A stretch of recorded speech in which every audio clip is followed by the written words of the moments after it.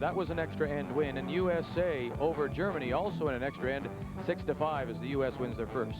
In ladies' 11th round play, it was France beating Finland by a score of 7-5. The French continue to be the surprise in women's competition. Norway wins again, beating Denmark 7-6, and Switzerland over Heather Houston and the Canadian rink from Thunder Bay.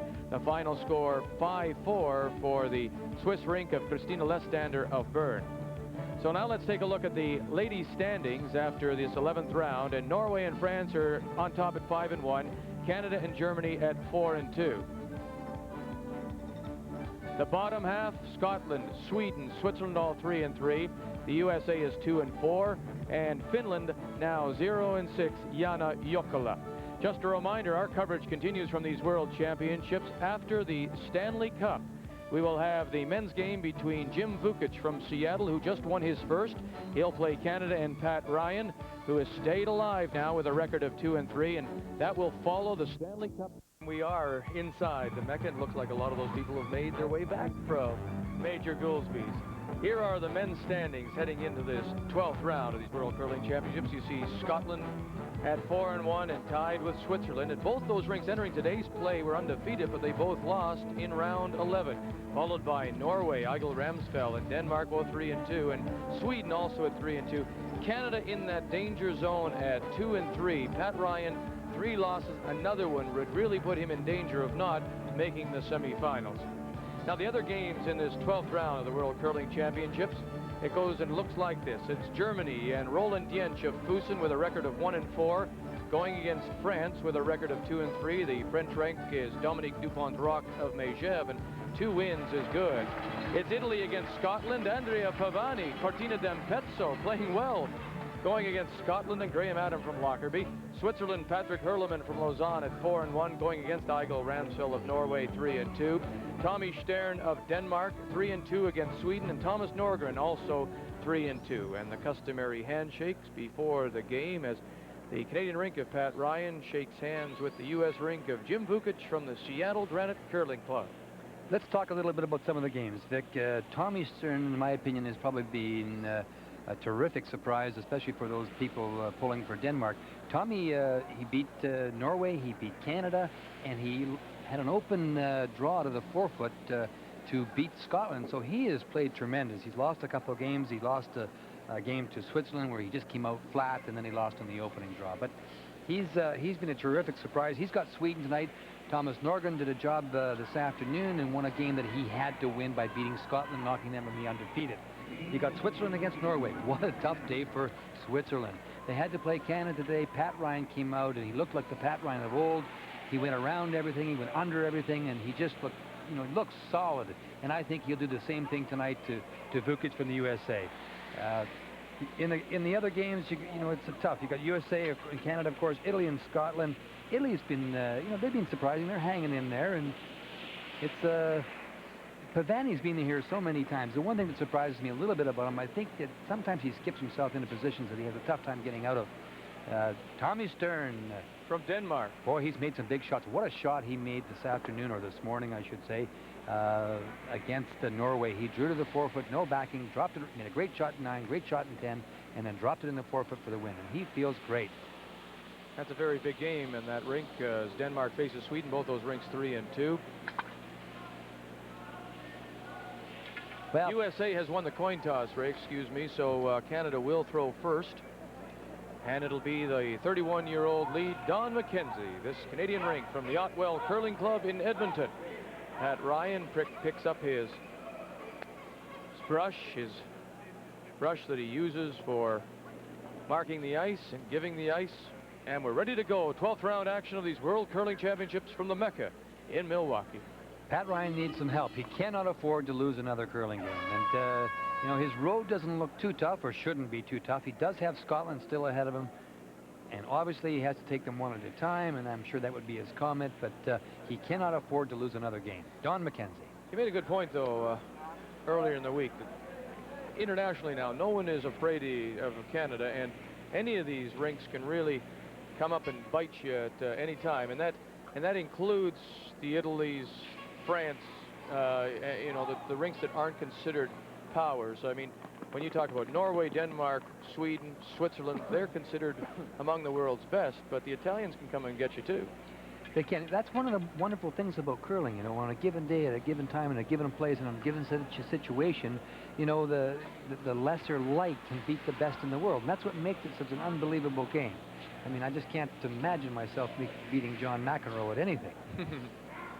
The U.S. lead is 37-year-old James Pleasance. It'll be interesting to see how Pat plays. He was, you know, fairly aggressive this morning, and once again, I talked to him after the game, and he said that was by far our best effort.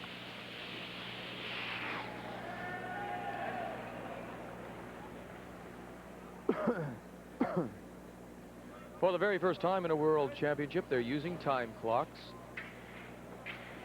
75 minutes per team per game. 30 seconds between ends. 5 minutes a rest period in the end. That's the fifth end break. And if they require, need to go to an extra end, they will tack 10 minutes on for the extra end. And unlike the skins game you may have seen here on TSN, there are no timeouts. But I do like the timeouts, to be honest with you. I like that aspect. I like somebody turning to a referee and say, timeout, timeout. Yeah, I think it added a little bit of the dramatics to the sport. And Vic, what is the penalty? That's the key. Well, the penalty, of course, is if you run out of time, you stop. You don't throw any more rocks, and the other team with time remaining throws until they, you'd expect, win the game. As we said, it'd be a heck of a thing if you had time in and you didn't win the game. Yeah. I think it's, you know, we should bring our viewers up to date with the fact that the ice here now is terrific. It really is it's working with both turns. Yes, it's tricky, so you have to read it, you have to be alert, you have to concentrate. But the last 4 or 5 draws, you know, Don Lewis, the ice maker here, took a lot of static in that opening draw, and then maybe on the next one as well. But it's warm at ice level, but the ice is working with both turns. We watched the draw this afternoon with Heather Houston, and it ran true, it ran consistent, and that's all you can ask. Don Walchuk, the 26-year-old stockbroker from Edmonton, throwing second stones for Canada and his first. The Canadian team should be very relaxed tonight. I understand they all had massages at the hotel before the game. Looking forward to playing a confident game this evening. I want to talk a little bit about the new U.S. second. Our first look at him. This is Jason Larway, the 18-year-old student. He replaces Bard Nordland, who was playing earlier in the week, but now in a conflict with Jim Vukich, has decided to sit himself out, and so they've called on the reserve 18-year-old Jason Larway. Well, we'll touch on that as we go through the game. It's one of the things that you can't have in this sport. It's just impossible to be, to be successful if there's any kind of animosity within the team, and it looks like a little bit like what happened last year to the U.S. team in Lausanne has happened a little bit here. There's a little bit of infighting, and it's just impossible. You have to win and lose as a unit, and if you do not have that unity, you will not win consistently at this sport. There's no way, and I'm sure Linda would agree with that. Well, you need the team spirit. You need to hold together under the good situations and the bad. You know, it's very, excuse me, Vic, it's very easy to, to be high when you're winning. The trick is to be able to control the emotions and to be able to stick and stay when you're losing. I mean, I don't need any help if I'm a skip or a third or a second when I'm going good, when I'm making everything. I need the help when maybe I'm not going so good. Well, Jim Vukich, the last time we saw him was the 87 World Championship in Vancouver. He won 5 games there. He was really in it until the last couple of draws, and people expected some very big things of him this week here in Milwaukee, but he lost his first 4 games and only won his first in the afternoon draw today. Well, they're just exchanging stones here, so nothing's been attempted by either team. If you're joining us for the first time, the foil blankets have become the norm throughout the week as they try and keep the reflection of the lights off those rocks. There's a feeling that they were warming up. So the foil is a bit of a cooling blanket. I have to ask Linda how she knows the boys had the massages. I was waiting for that. I must assure you that they only told me about it. It actually sounded like a nice idea. I think so. There's some teams that travel with masseuses. I think Switzerland used to do that quite a bit. I think Sweden has one here with them. Randy Furby, the Canadian third, makes the takeout, and he sits in the top of the 8. The only stone in the rings. The U.S. third, Curtis Fish.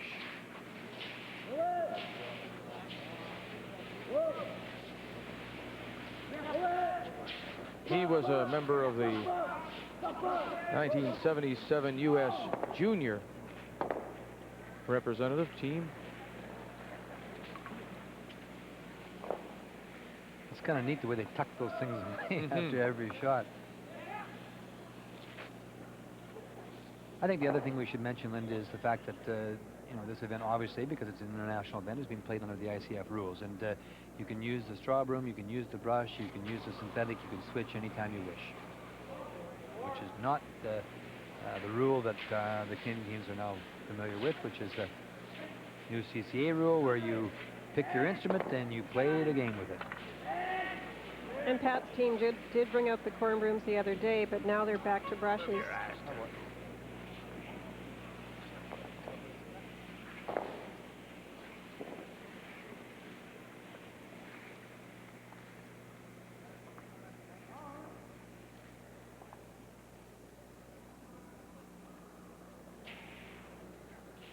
Curtis Fish in his second stone.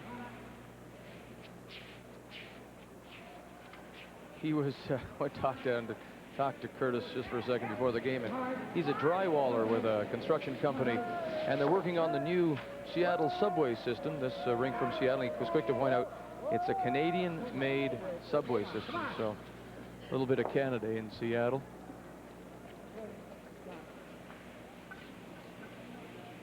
Pat and Randy too, just not to you know, to talk solely about Pat, have suffered from the same little problem, Linda, that Heather's had a little bit, and that's the ability to make those draws, you know, to put them in the right spots, and that's why they've been a little inconsistent. You know, they're hitting okay, but they're just not making a fine come around quiet. You know, when you're looking for a guard, instead of it being you know, a foot and a half in front of the rings, it's coming to the face of a stone. We saw Heather this afternoon in a position to be able to maybe come back and win that game, but she just couldn't get the rock in the right spot. Now it happens, but you have to be able to play the soft game, especially on ice like this, which is where you're going to get a lot of rocks in play. First stone for Pat Ryan here in this first end, the USA and Canada. They've missed some big opportunities. They had a good game against Norway, but it was near the end of the game. In the middle part of the game, they were having trouble, as you say, making those key shots. As a point of interest, in 1988, Pat gave up only one steal in the whole round robin. In 1989, so far, he's given up 7. So he's just not, you know, making those closing shots. And the chance there to go around, but he couldn't get it there. And I think that when we do refer to Pat, we're not referring just solely to Pat himself. No, the team. To the team, yeah.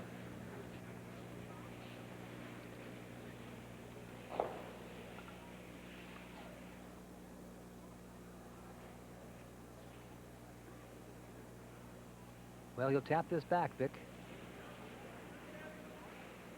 And the thing we've noticed throughout the week is because the ice moves so much, the tapbacks aren't necessarily that easy to make.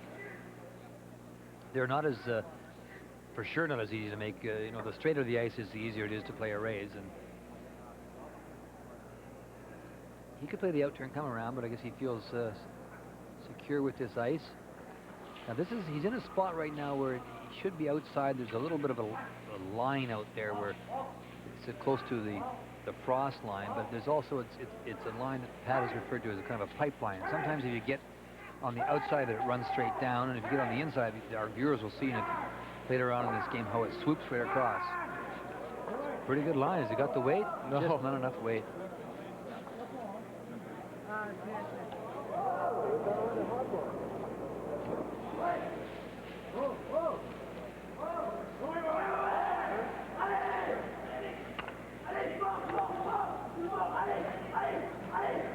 Did he hit he must have hit it, maybe? Yeah, I think he gave it a tap. He burned it.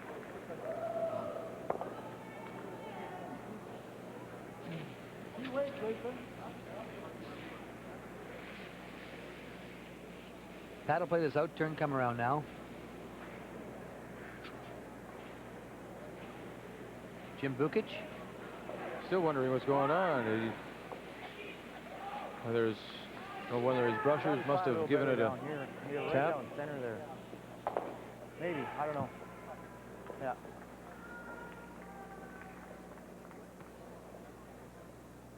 Well, we'll never know. He must have burned it if he took it off, so.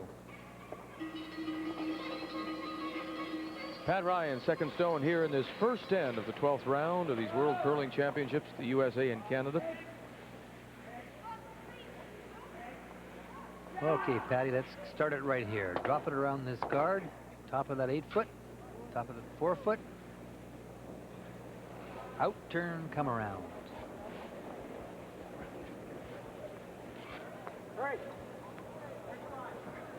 Go, Ryan, go. That's what they were saying in Major Goolsby's. Nice spot, and we want to thank the people there at Major Goolsby's for being great hosts for us, or to us and our crew, and helping us with our opening. Again, the opportunity, Ray, and he just can't get it in there. Well, it just didn't come for him. They had to brush it all the way, so it may have been a little bit light. I think that what you want to watch there, he only took about 2.5 feet of ice. And let's see if, as we move through the game, you know, if that changes, because it did this afternoon. The swing becomes greater. 43-year-old Jim Vukich from the Seattle Granite Curling Club.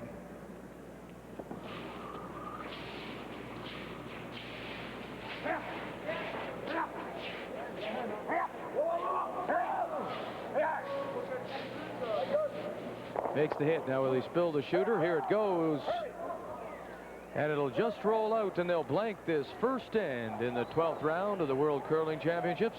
So Jim Vukich and his rink from Seattle will maintain the hammer when we come back for second end action here on TSN.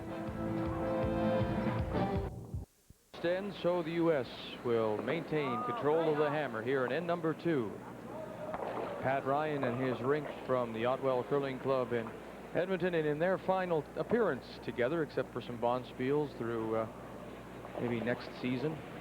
But with Pat now living in Kelowna and working at the Kelowna General Hospital, this will be their final appearance in a major competition.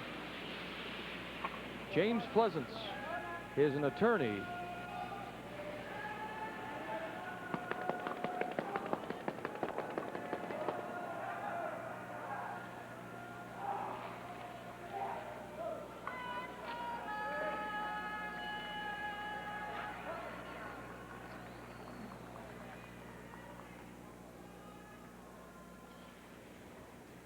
Well, Pat will try and put up the center guard here now.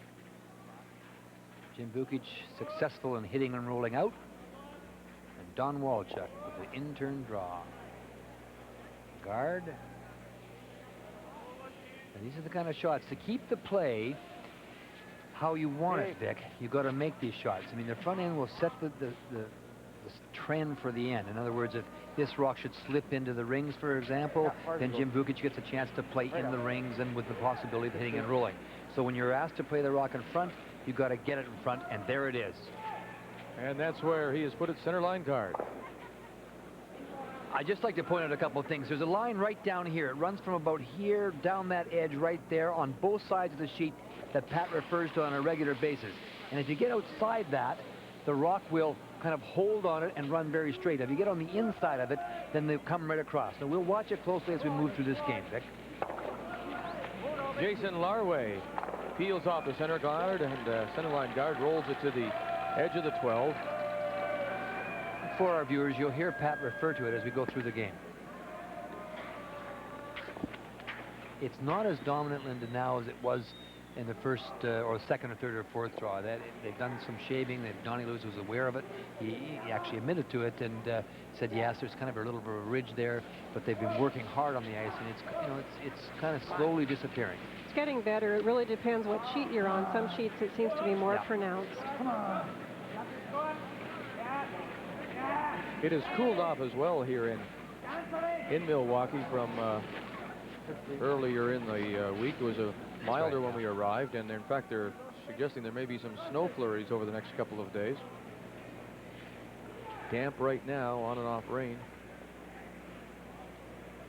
Snow, I just can't believe that. We haven't had snow in Winnipeg since January. Oh no.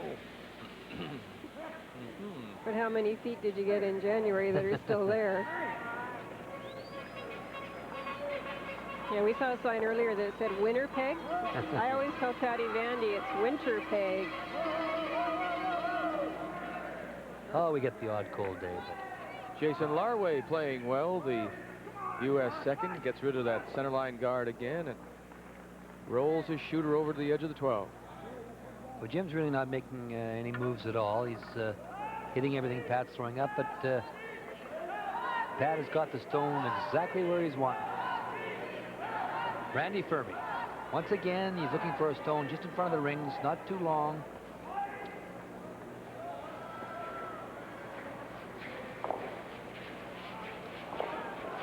This the first stone for the Canadian third here in the second end.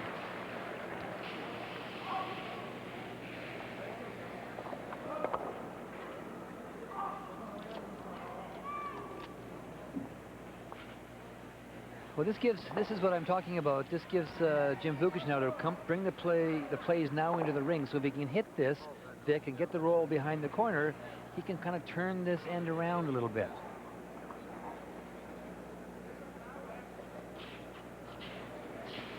Curtis Fish, in turn.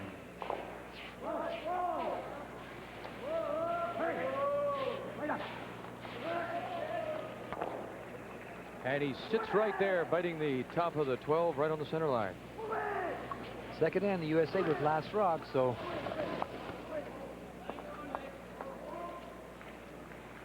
Pat will obviously hit this.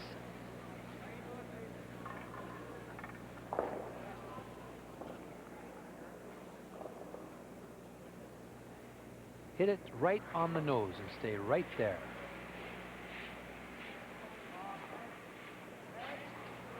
Second stone for Randy Ferbey.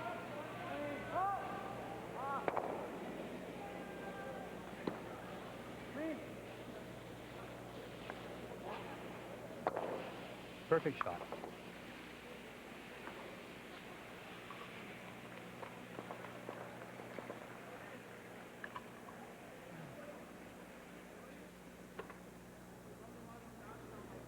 Jim Vukich is giving this some thought. He'd love to go behind the corner here, or maybe even behind that center. But no, sir.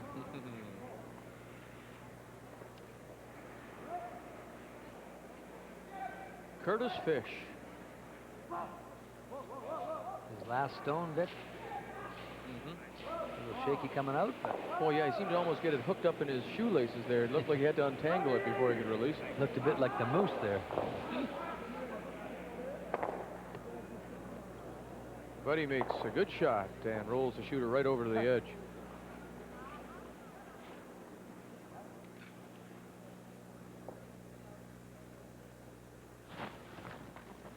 Now some thought to where they'll put this. They'll go behind one of the corners. Looks like the intern. Unless the ice is moving a little more than I think it is. As he does every trip down the ice, Pat Ryan does a little bit of house cleaning as he settles in for his first stone here in the second end. They blank the first end, the USA and Canada. Going around, eh? And the key here, of course, is to keep it in front of the tee line. Looks like it's the in-turn come around to me. Behind that single red stone sitting out in front of the rings.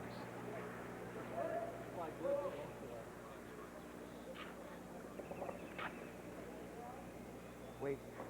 And that's exactly what it is. With Pat, you can never tell, Linda, because he No. holds them both the same I way. was thinking that as he was setting You thought up. I'd hung myself, didn't you? He holds the handle. I thought you were right, Ray, but you could really never tell with Pat. He holds them both the same way. So with most curlers, you can tell by the way they set up.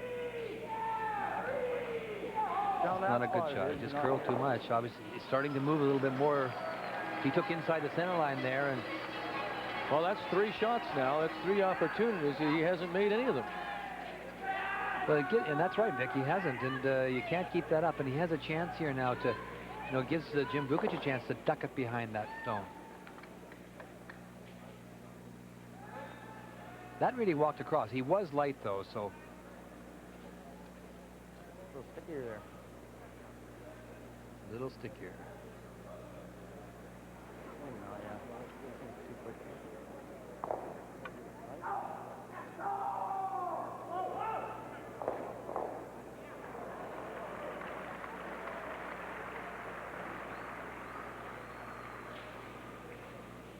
Jim trying the same in turn.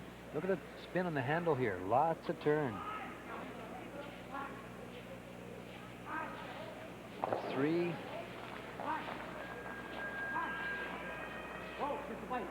That'll run. Now they let it come a little bit.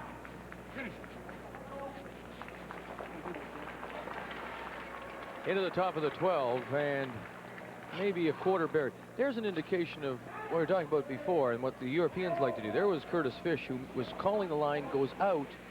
Would he not have been better to stay back and call the line, because it had left the line calling up to Vukich? Well, I agree with Lyndon. We talked about this earlier on in the week, that I don't think it's necessary for the third brusher to be rushing out. I think he should be always staying in the house watching the line, because there could be, you know, there could be a little fall back inside the house, or there could be something there that you want to watch for. And I don't think it's necessary. Obviously, in the odd occasion where your brusher is exhausted or tired, yes, you'll come up to help out. But no, in answer to your question, I think it's a bad habit to get into. And we saw an example of it in a game at Markham in the World Junior Championship, where the Scottish skip rushed out to sweep herself. The third came out to brush, and they brushed it too far and cost them possibly a game. Pat Ryan, his final stone here in the second end. The U.S. does have last rock, the hammer.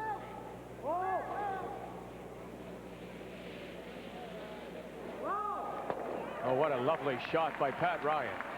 I'll say. He forces Jim to take one. I think that he got a little rolled in behind those guards, so it's a tough end to blank all of a sudden.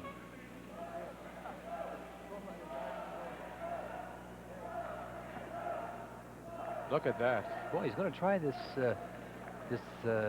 big weight hit. Pat just got by the front one, and he rolled a little bit further. I think I'd be tempted to maybe just draw here, Linda. Take my 1 point. Well, it certainly moves there, and it's accessible, but you don't want to give up a point now. Played the end well. You sometimes have to look at drawing.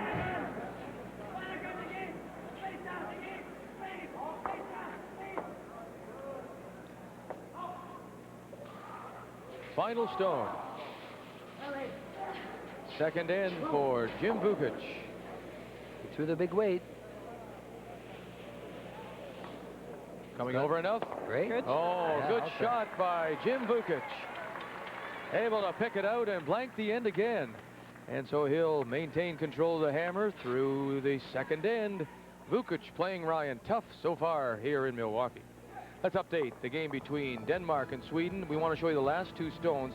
This is the last stone for Denmark, or Sweden, pardon me, and Thomas Norgren. And Denmark had things going their way. They blanked the first. We're sitting 3, but Sweden manages to get 2. Now it's Tommy Stjerne of Denmark. An open hit for 2 and makes no mistake.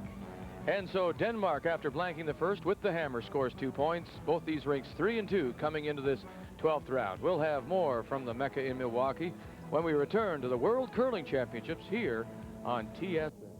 We are still scoreless here in the 12th round of these World Curling Championships, the United States and Canada. Welcome back to the Mecca in Milwaukee. Vic Rudder along with Linda Moore and Ray Turnbull and Pat Ryan coming into this 12th round with a record of 2 and 3 and really can't afford another loss. Tucking away a stone under that foil blanket. Sometimes those are unwieldy, you know. They get out of control. It was a hot potato, that one. Couldn't tuck it under there.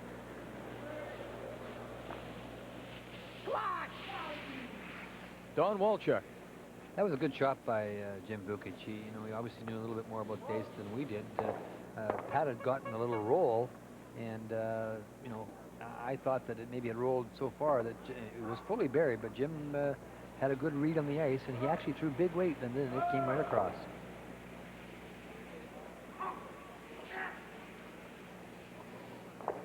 Well, you can see the call. Jim Vukich throwing up the corner guard. If it slips a little too far, you might get it a half behind that stone. But Jason Larway, who came into this event as the 5th man, is now the regular 2nd man. Bard Norland has taken himself out of the event.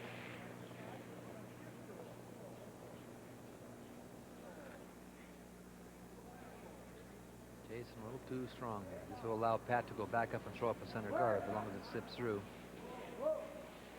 Yeah, that's a bad miss, because once again, it's easy to sit here and say these things, but that's a bad miss because you can be short. You can be just over the hog line a foot. You can be 2 feet over the hog line, 6 feet over the hog line, but not through the ring.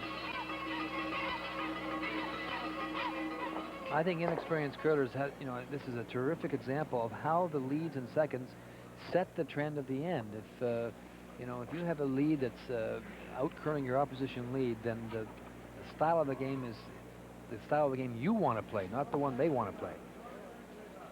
And I always tell my team to be sure they talk about the weight, because he was moving out a little bit to the sides, but it's keening up right across the sheet, and you don't want to be thinking that it's heavier. Maybe your team can help you decide about the weight.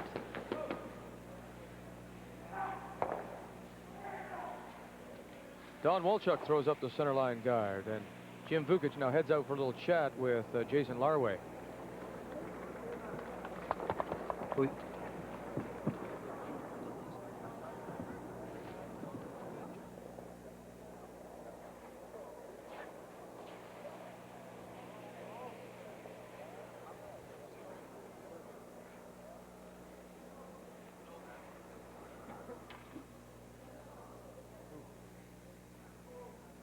What do you think he'd be saying? Just relax a little bit?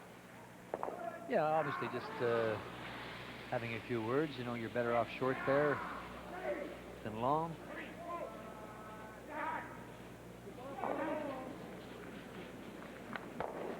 There's a good shot of it. Hangs in there. Rolls a little too far. No corner guard, so Pat will throw up another center line guard.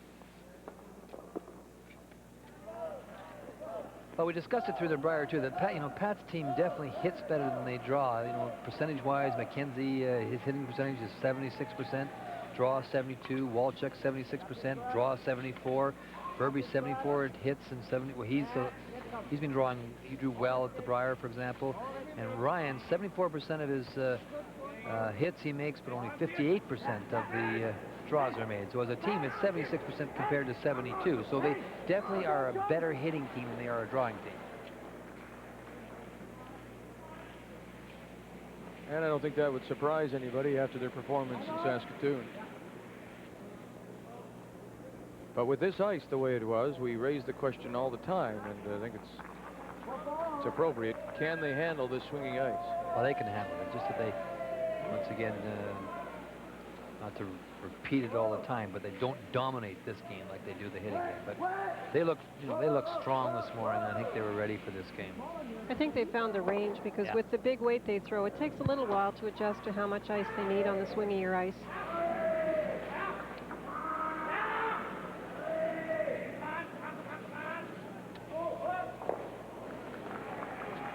Curtis Fish.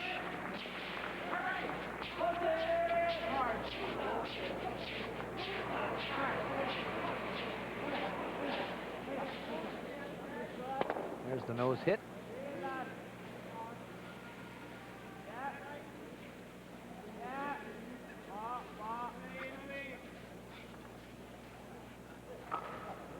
He'll go around it.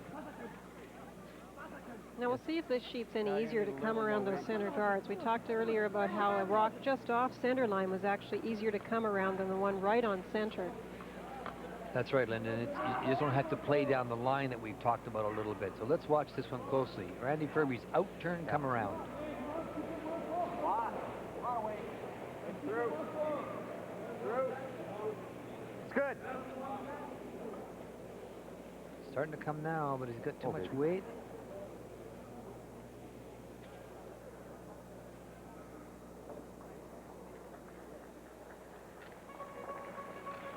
Slips to the back of the 8. Maybe just a little strong, because he just eliminated the brushers. You know, those are the kind of shots that you have a little less weight than that, then you can take it and leave it and take it and leave it, and the brushers will make it for you. A little wider. Do a little bit more. I think they want to. Do quite a bit more there. Do quite a bit more. You notice that Vukich didn't sweep the rock behind the tee line. He was trying to leave it so that it didn't curl anymore, and he could still remove it with some weight.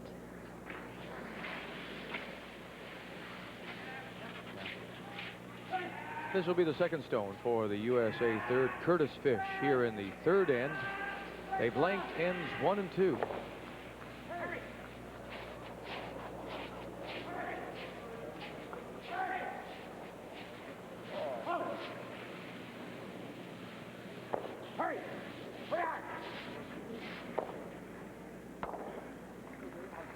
A reminder to stay with us right after the game for the TSN Turning Point, brought to you by Converse.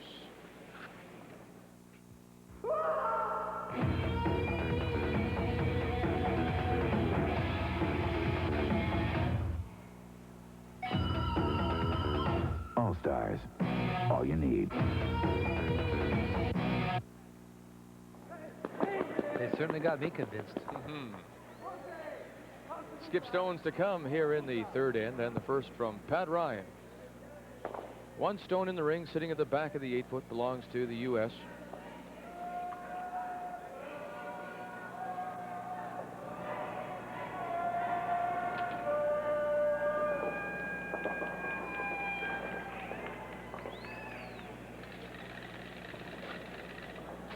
Here's the famous out turn with the fingers rolling off the back of the stone.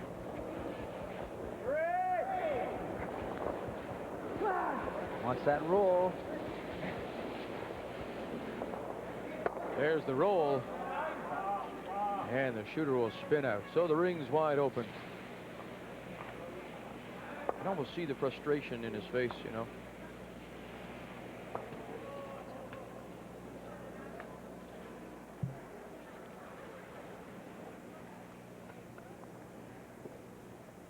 Well, I think Jim thinks maybe he can chip that on. I think it's there if he just catches a piece of the rock and can sort of split it over to the side. Since it's on center line, it still has quite a ways to go, and it can still be in the ring. There's lots of circles for him, that's right.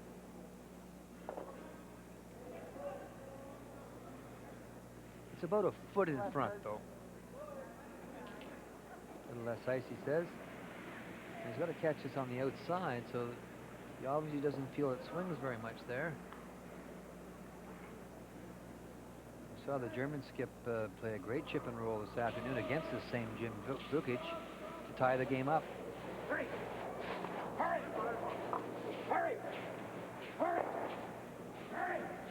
This is the first stone for the U.S. skip here in the third end. Plan B, drive it straight back.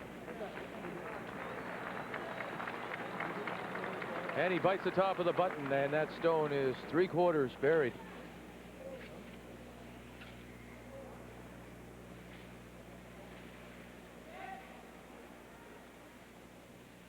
That's a good looking shot, though.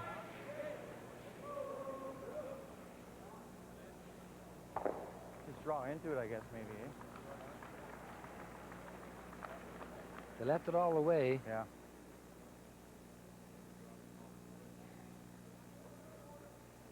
Don Straight Walchuk. back.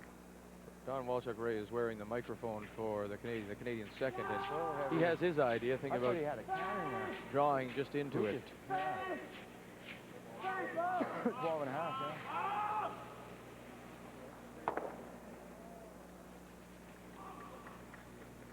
Patch is going to try and touch it back. Of course, if they sit in front of it and they're in the 4-foot, That's right. it still would make it tough for the U.S. to get 2. That's right. Even if you just freeze to the face of it, Lynn, it's a good shot. Make him draw full to the 4-foot for his second point. The final stone for Pat Ryan here in the third end. No shot.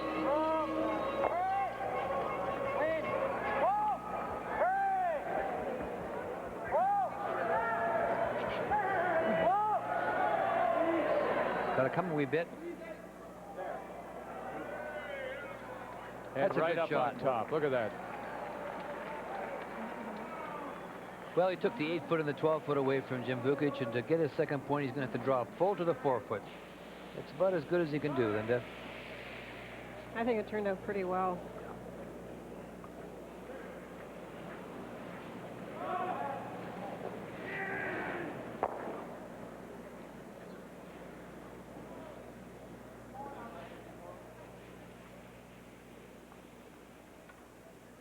So the opportunity here for the U.S. to score a couple in the third end. They have one on the button.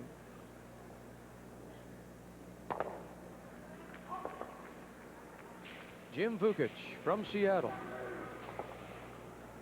Out turn draw. They jumped on it right away.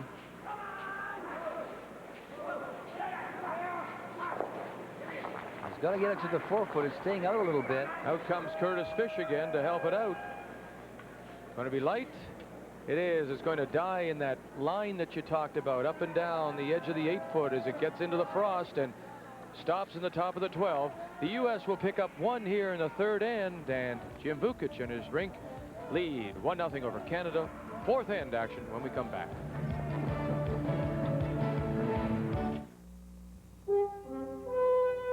The symbol of excellence, Rolls-Royce. And of all the magnificent automobiles bearing this crest, there is one single classic that surpasses all others, the legendary Silver Ghost, now recreated by Franklin Mint Precision Models in a collector's piece so exceptional, it's the official model authorized by Rolls-Royce Motor Cars.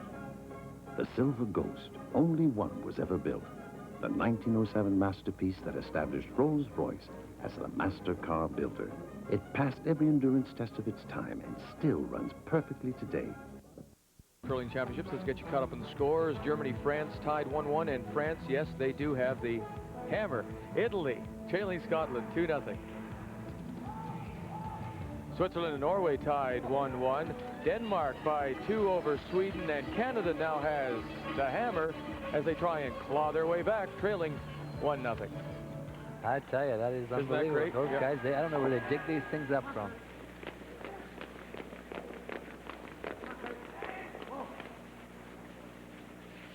Betsy, the Chiron operator, found that for us, Dick. Built that for us. A little hammer. Thank you.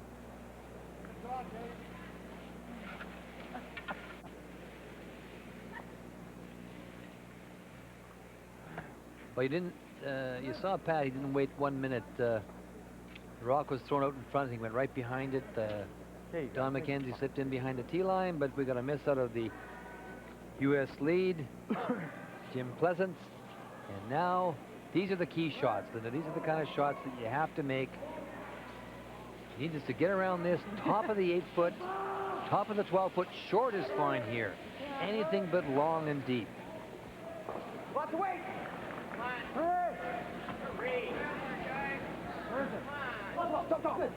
Gonna get this by. It is. Yes, Look at sir. this. Oh, yes. What a nice shot. Don McKenzie. They had to brush it a little bit, Dick, but it's a terrific shot by Don McKenzie. That's the kind of thing that Tracy Kennedy's been doing for Heather Houston so often. She's, you know, the leads can set those ends up for you. What was nice was when you're talking to her about it, she bubbled at the fact to say, hey, as a lead, I enjoy the chance to try and make those shots. Well, there's no question that they're the most valuable player on the team. I think it's pretty well. That's what Penny Ryan told me, too. Jason Larway, the U.S. second, and his first stone here in the 4th, and it's already starting to gang up on the U.S. And we're just throwing first, second stone. This end is developing nicely for Pat. Jason Larway gets over and gives that shot stone a little tap, and he sits second shot, but he's wide open. It's wide open, but a nice opportunity for Canada to get that hit and roll. And if they do, Don Walchuk. Yeah, it does there. Just roll at the This end. is the one you want. The hit and the roll, down like so. Hit this here and get the roll over into this area right there. Then you're looking good. And you're lying 3 buried.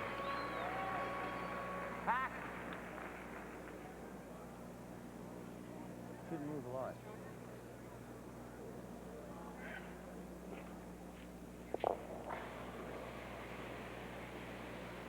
It's coming at you. Right on. That's a good look at it. Staying off it. It's going to come a long way now. It's on that line out there. Gonna move a little bit now.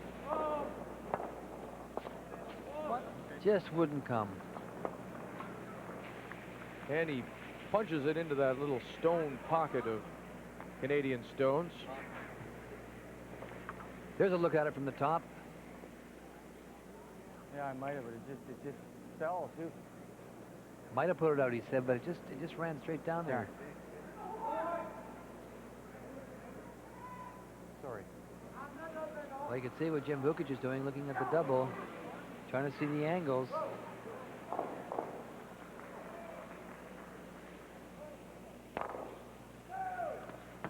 Here's the guard out front now. As we move back into the rings, you can see what he's looking at.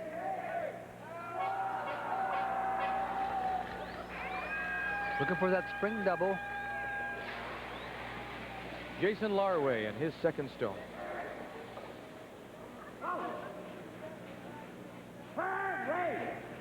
Whoa, whoa, whoa.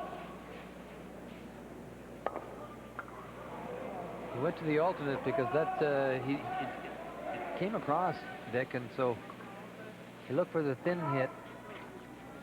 It's still a good opportunity for Pat to come down right on top of his own stone.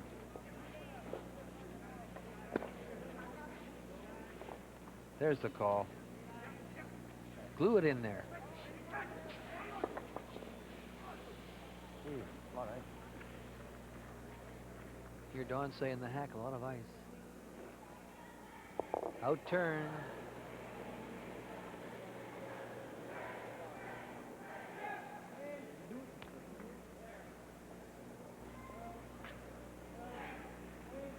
Don McKenzie's second stone. Come on! Don Walchuk, pardon me, Don Walchuk. Come on, guys. Come on. Just kind of they left it a long way and then it just dug in on them. Boy, but look at the way that moved over them. Well, it's almost like it caught something because they weren't, you know, both Randy and Don McKenzie are very good judges of weight, and they were off that. They stayed off it 3/4 of the way down, and all of a sudden it just dug in. Maybe they'll say something here.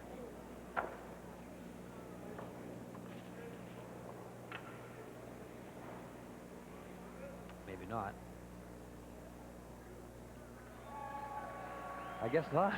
Ray Vukich is looking at hitting that front Yellowstone. Do you think maybe he could look at coming the other way with the draw? I think that, you know, he's looking at trying to spring it out again like he did the first time. And if he comes down and sits right on top of Pat Ryan, you'll never get it out of there. And he does have second shot. Yeah. Things aren't that desperate. Yeah. I don't see the advantage of this at all. But as a Canadian, I'm glad he's playing it. And we're unbiased, totally. Well, I don't think we have to be unbiased. No. I'm cheering for Pat I am Ryan. I too. don't care what anybody says. Us and the Beaver. That's right. Curtis Fish, the U.S. third, and his first stone here in the fourth inning, with the U.S. leading Canada 1-0.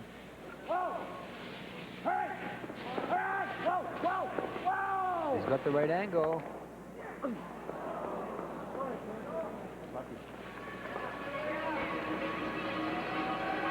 I don't think it was a percentage call. They almost got the spring on it, but I think if Pat can, you know, if he salts it in there now.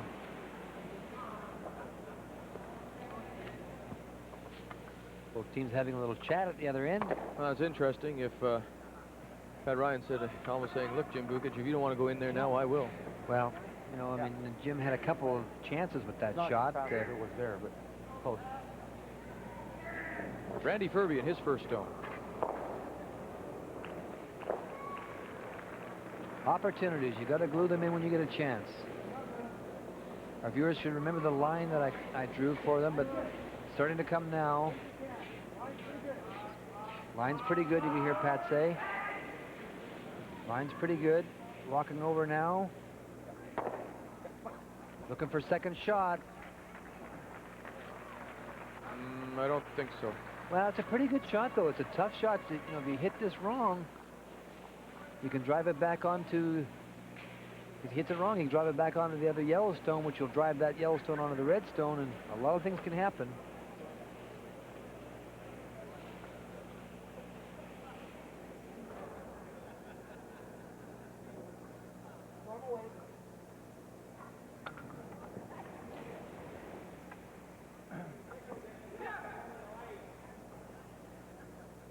Quickly, he's got to come down and hit here like so.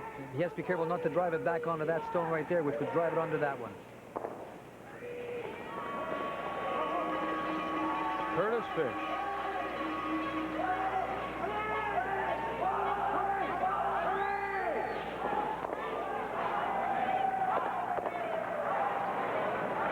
Killed his own, and Canada lies 2.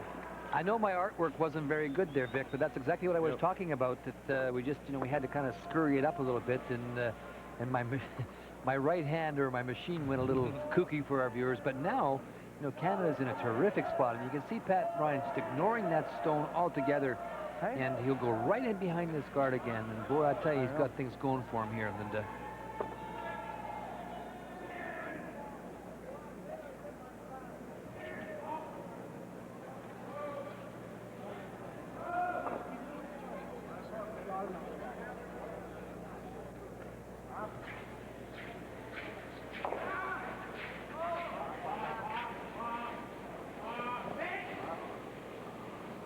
Sock this one, Randy. You've got to get this one around, top of the forefoot, glue it on the face.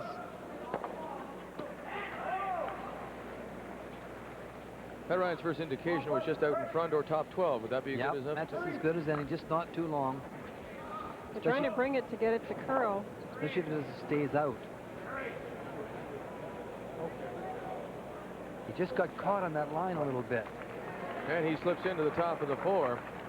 It just didn't curl for him. The weight was fine because they did brush it a bit. It just didn't work for him.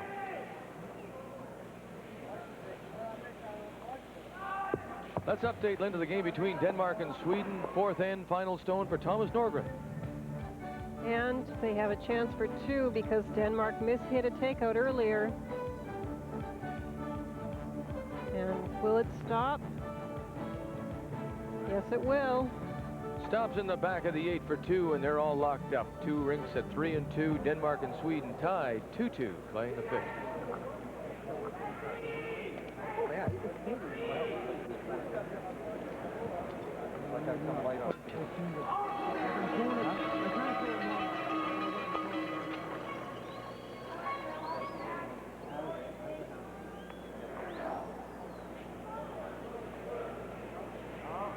Skip stones here in the 4th end. The first from Seattle's Jim Vukich, leading 1-0. With Canada starting to cluster them around that 4-foot, lying 3.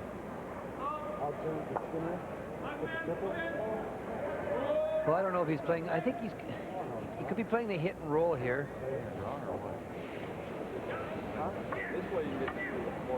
Or is he playing the double? It's the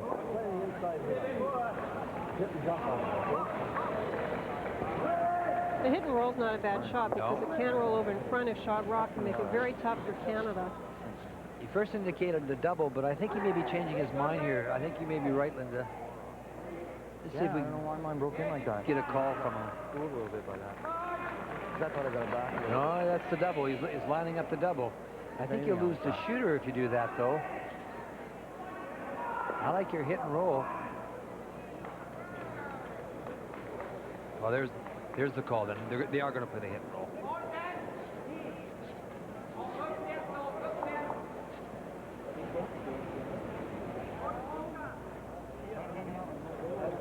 You got to wonder if Randy doesn't sometimes, he throws that little bit of a bent arm, and I wonder sometimes if he doesn't float those out turns, because they all week long and a little bit at the briar too.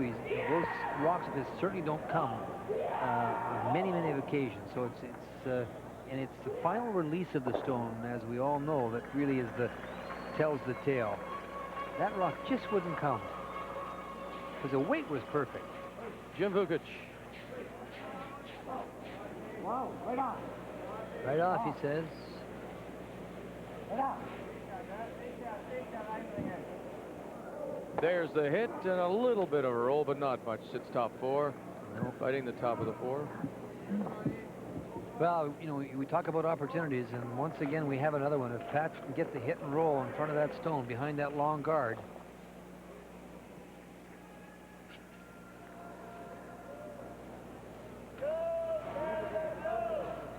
There it is right there. Looking for that hit and roll behind the long center guard.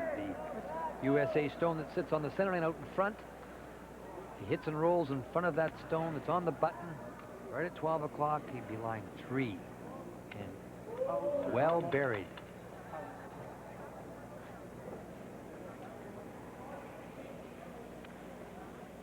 This is one of those shots where you, if you can make this, then you just turn to your opposition and you say, it's your turn. This will be the first stone for Pat Ryan in this fourth end.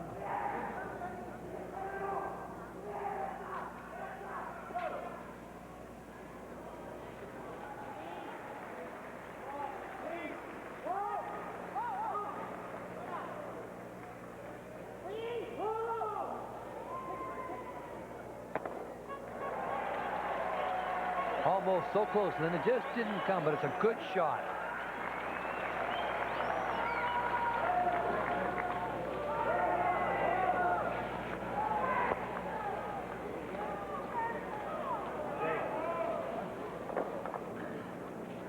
Has he got a triple here? Vukich is looking at the double, and it's there's a possible triple. He hits that stone properly. He could kill all 3 of them.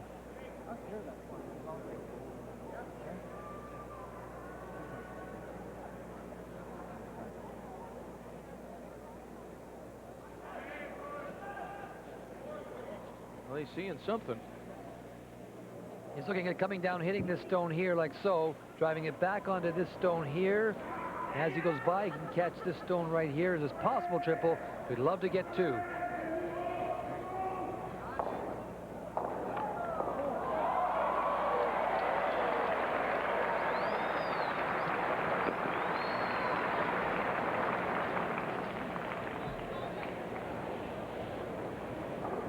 They're all lined up there. Well, in the triples, it's there. It's one of those shots that you'd be happy to get 2 here, I can tell you. Final stone for the U.S. Canada does have the hammer. This one's curling too much, I think. Draw for 3.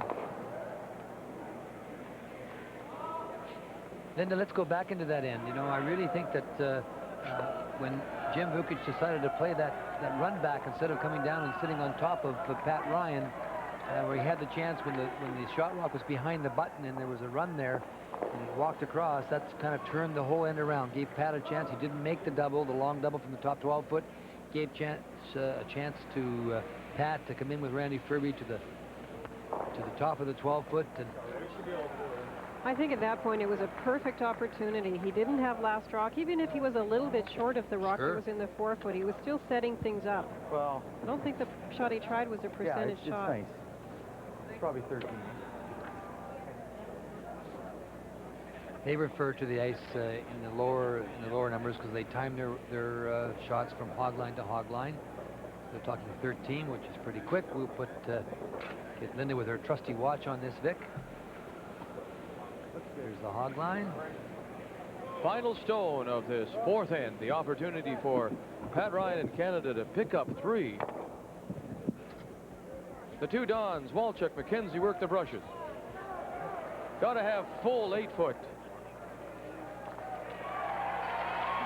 And Walchuk says, yes, you're right there. Button weight, and 3 points on the board for the Ryan Express. We'll have more from the World Curling Championships 12th round action from the Mecca in Milwaukee when we come back.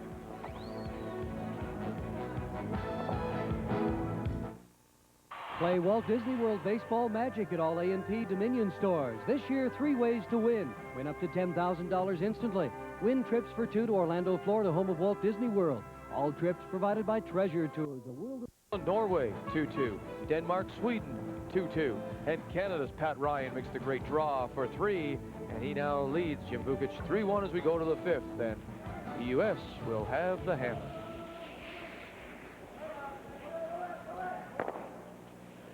There's the run back. Oh. Good shot. Todd McKenzie.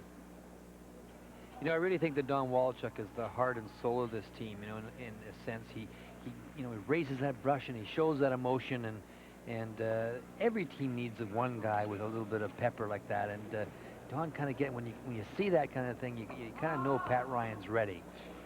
It's nothing to do with hot dogging. It has to do with an emotion that he feels within himself, and I think that over the years, as we've watched Pat Ryan play, when you see that, you kind of know they're ready to go.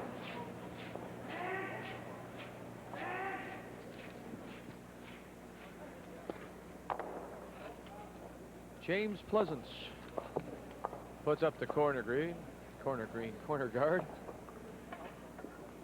What time did you get to that bar for the opening, Dick? Some nights it just isn't working. Connie Walchuk.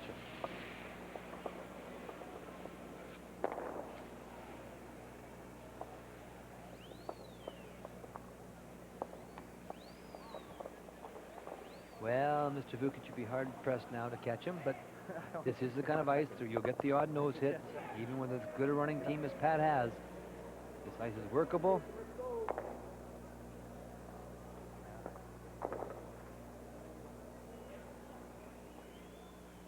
He's worried a little bit about the time. By the way, our little Swiss Miss Linda put the clock on that last draw for us with her trusty little Swiss watch. And Pat was right on. It was 13 or 23 if you're going the other way, because she took it all the way to the tee line. But so they got a good reading for the weight, and that's exactly what it came out at. 13 and a little bit, Linda. That's right. Very keen. How do you turn that little, do you punch Mickey's ears to get that thing going? My beautiful piece. There's the clock ticking away. You got to watch that time. Remember, they started at 75 minutes. And the allotment is usually thought, what, 7.5 per end?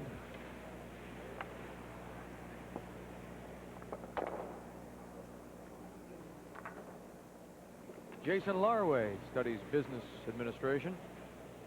18 years old, a good young prospect for the USA.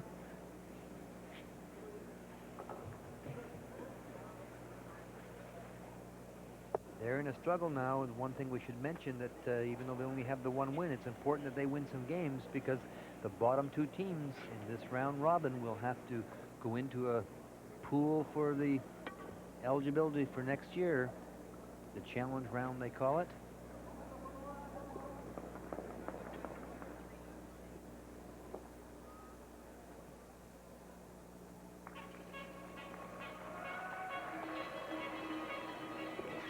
Randy Furby. The United States and Germany are tied with one win each, so both are on the ice tonight.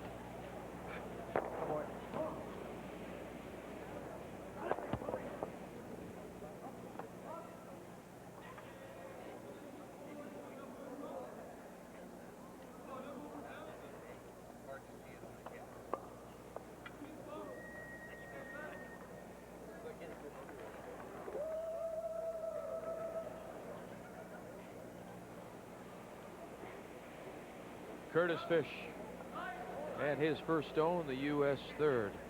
And we're getting to see the Pat Ryan at his takeout best start to play here in this fifth end.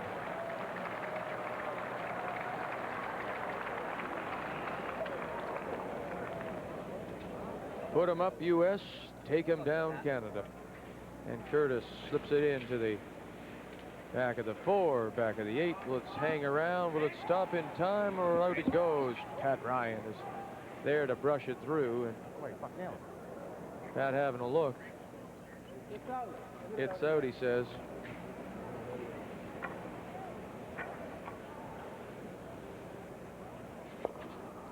Take no chances, huh? You can go after that.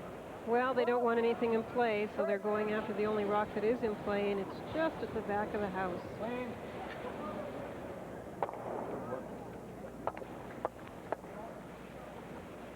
Well, we mentioned this earlier in the week. I mean, Pat Ryan has that reputation. People know it, of course, in our country, across Canada, and it is worldwide, that he is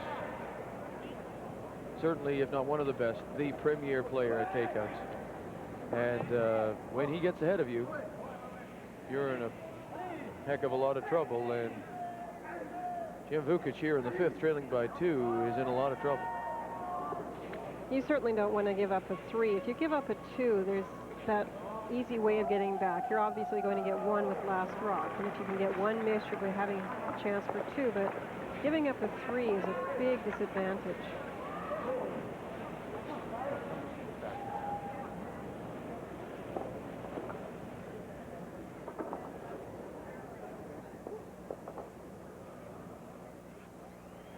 Curtis Fish just off the center line. No hesitation by Pat Ryan, right up beside Randy Burby.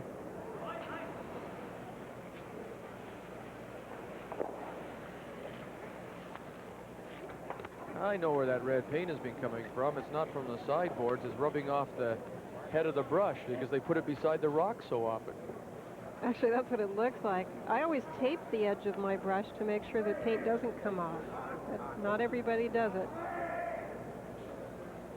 Pat Ryan, his first stone.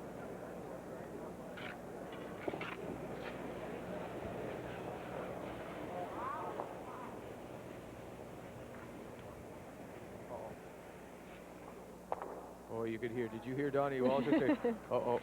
It had big weight. I think he was a little worried, but no problem. Just made a little movement at the end to catch a corner. Don Walchuk is wearing the microphone for Team Canada. I know where he loves to throw the big weight, of course. He's a big fan of fastball. So, seeing some of those fellows deliver, maybe that's where he picks it up from.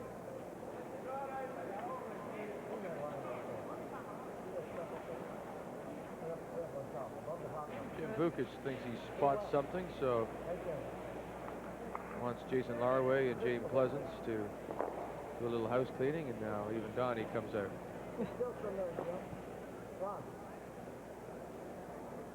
Still something there. Sometimes you get a better vantage point from in the hack, and it's really hard looking down on the ice to pick up what he's looking at. It's like throwing it from one room of the house into the other.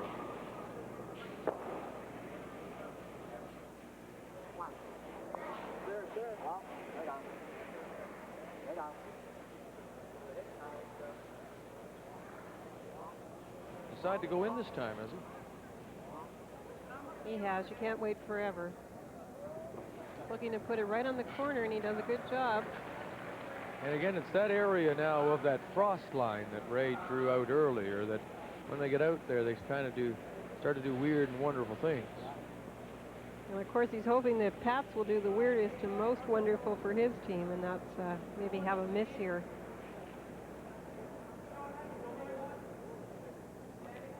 Pat's playing this outside in shot, Linda, and he prefers this. This is the kind of shot that should run straight down there. We've seen him do that all week. He's outside the swing line, and he also throws the big weight so well. This is kind of his natural hitting turn. This will be his second stone, his last stone of the fifth end. Canada leading 3-1 over the United States, but the U.S. does have the hammer.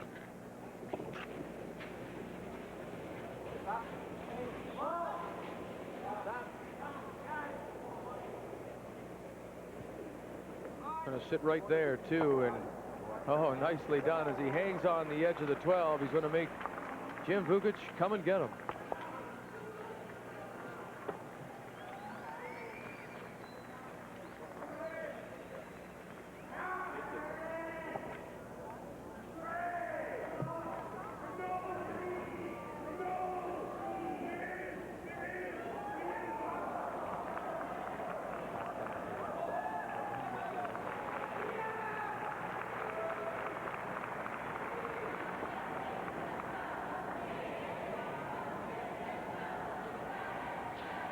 The final stone of this fifth end for the U.S. and Jim Vukich looking to hit and blank this edge. There's the takeout. It'll bite the top. They're having a look. They might want to measure that. Pushing it away. Did they take one? Looked out to me.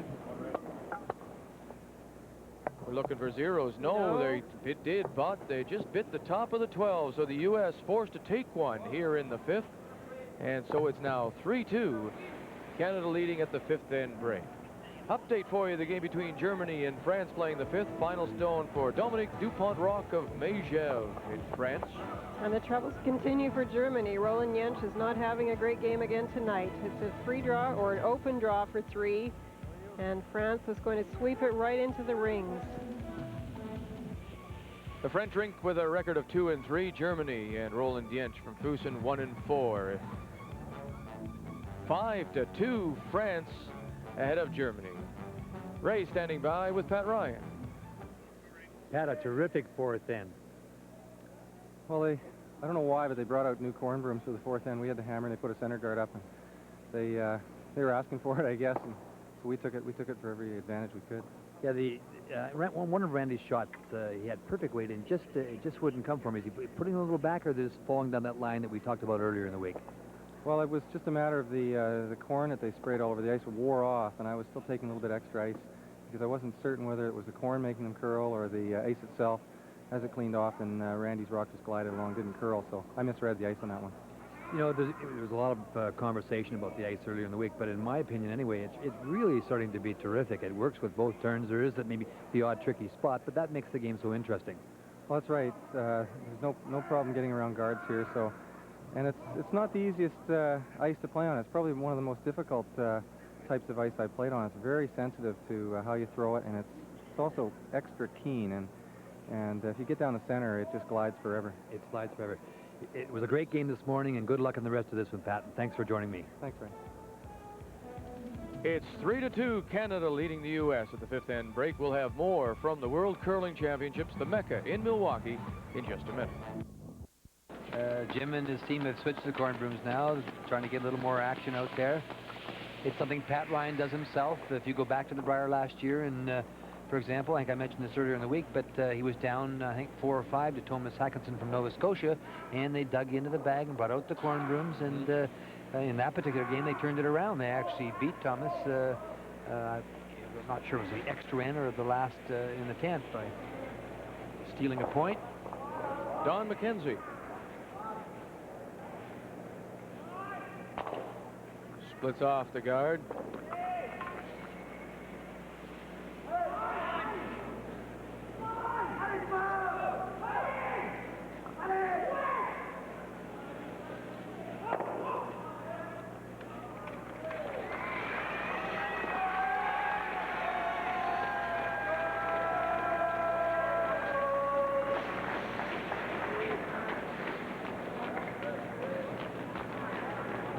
Tell you what, look at this. Hey, you know, now this is curling. Had all 3 of them going on the second stone of James Pleasance.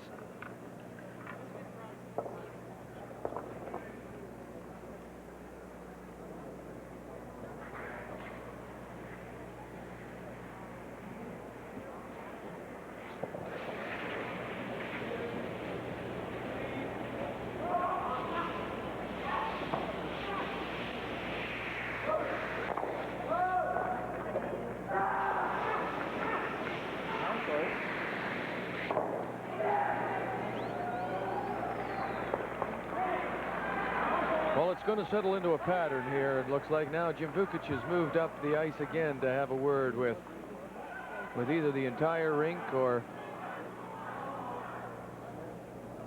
he wants to. This is a big huddle now. This is a team huddle.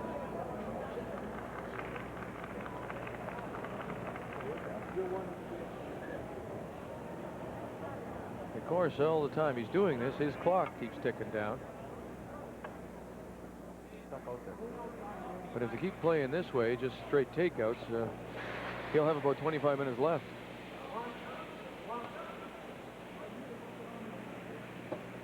Well, the game will always slow up for the team that's drawing, Vic. There's no question about that. And the team that's hitting will not be eating up as much time.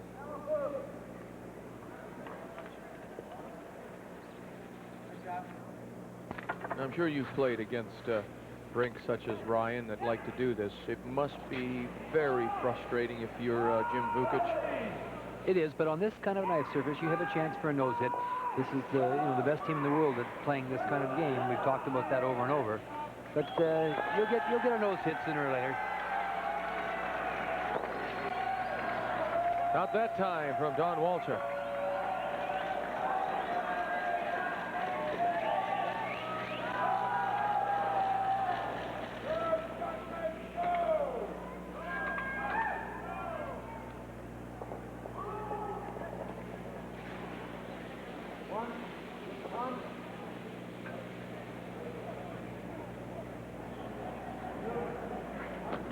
One corn broom and one brush. Yeah, James Pleasance, the lead using the brush. Curtis Fish. That was maybe what the meeting was about, Vic. 1 and 1, you mean? Yeah. Well, one corn broom out there and one brush out there. Why would they want to suggest that? Why did you ask that? It looks to me like they're sweeping corn in the middle of the sheet Yeah. and brushes later. It's an interesting tactic. Any particular reason, though? It's harder to clean off the middle of the sheet. Maybe they want to litter it instead of the house area. I'm not sure.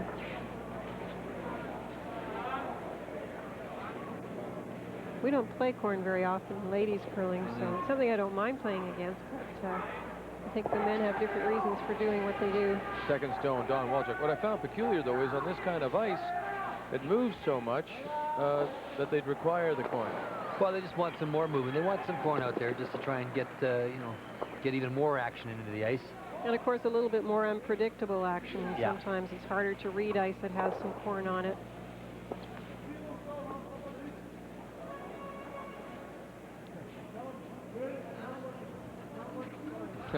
Hi, Chow.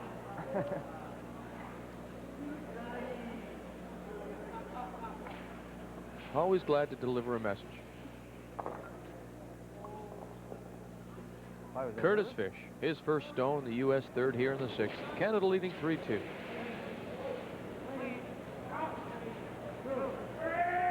Looking for that miss or that nose hit.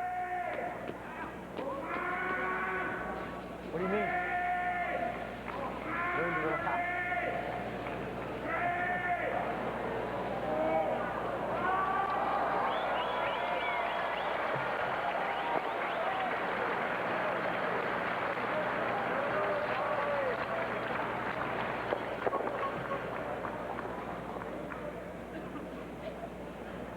Kind of interesting. Pat's going to go behind this now. He ran everything off, and now he's decided to go behind it.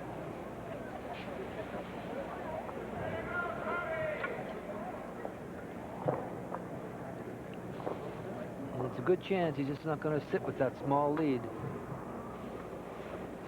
This one curled off the center line, so it's a good opportunity for Ryan to get in behind it and take possibility of setting up 2 points. Randy Furby's first stone.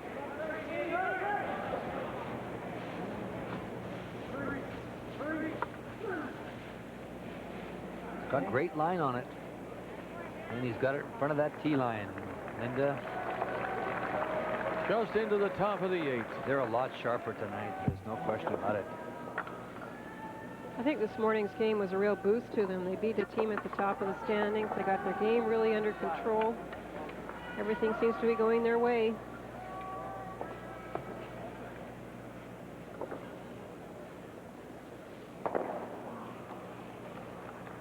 That was a good opportunity. When that guard that was came off the center line, that's a great opportunity for Pat to go in behind it. The 4-foot remains open, and he can pick up 2 points here. Now he has a commanding, 3-point lead. Curtis Fish. That's a good lesson for everybody out there. He ran off 4 stones off the front, and then one slipped off that center line, and in he goes.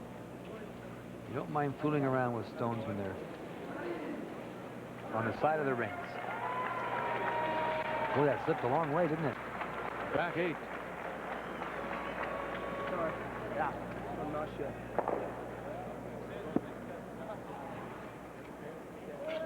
Here's a good look at it from the top. Canadian stone still shot right You with bet.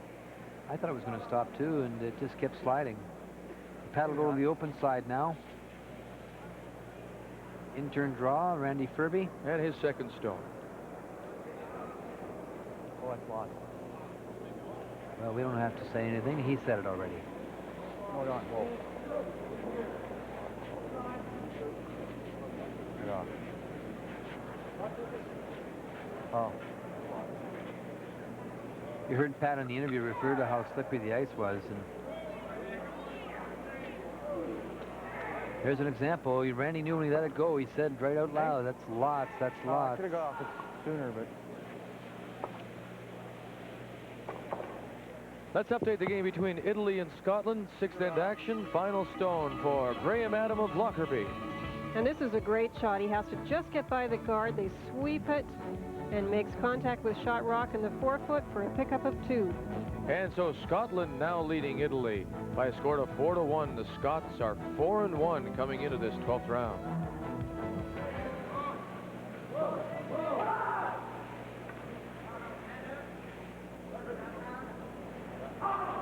Well, Jim's playing this out turn, come around again. A couple things can happen here. And if it, it curls a little bit, he could just touch the yellow stone over and may possibility of end up flying 2, but he'd come down to the face of his zone as well and cut out that front one.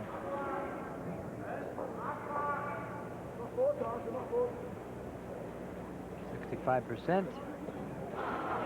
After 5.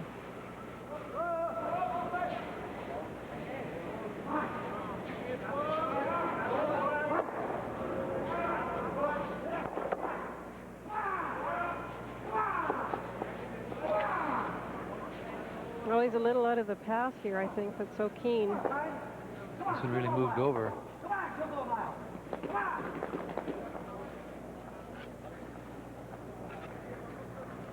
Another chance for Ryan to go to the open side. Edge of the forefoot.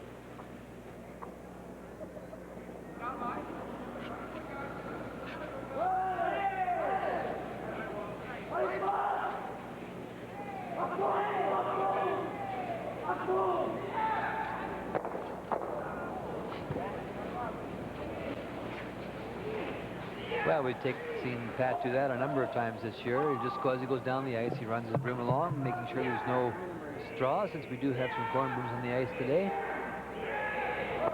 Quiet. And then it's up to the brushers, of course, to stay on top of it, keep it clean, and judge the weight. This will be the first stone for Pat Ryan here in the 6th end. Canada leading 3-2. Yep.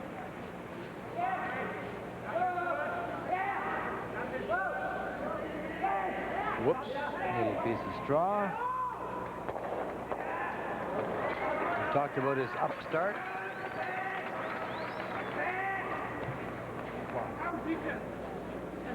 He said lots as well. He did. Sweepers are on it, though. Can't hurt it. Just clean it.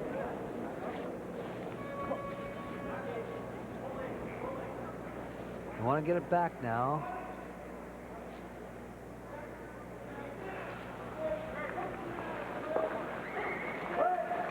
Good shot.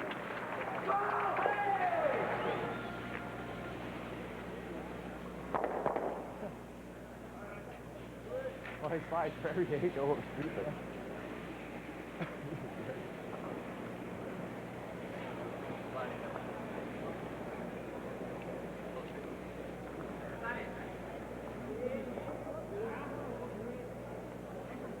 What Jim's looking at here is coming down and hitting his own stone with good weight. He'll come down and he feels he can hit this down, come down, hit this on the outside, which will remove this stone here. This shooter will come across, removing this stone right there. And if the angle is correct, I think maybe it looks a little steep, right? yeah, I think it's a little high. I don't think it's there. That's what he was looking at, and I think they've decided now the hit and roll is the only shot. That's what he was looking at. It's just too high. If the Canadian stone had just stayed up a little higher on top of the forefoot, then that angle would have been there. There's a good look at it. Just not there. But that's what he was down on his, practically on his knees on the other side of the sheet looking at. The angles are hard sometimes if you don't have a lot of experience with them. Second stone for Jim Vukich, the U.S. skip.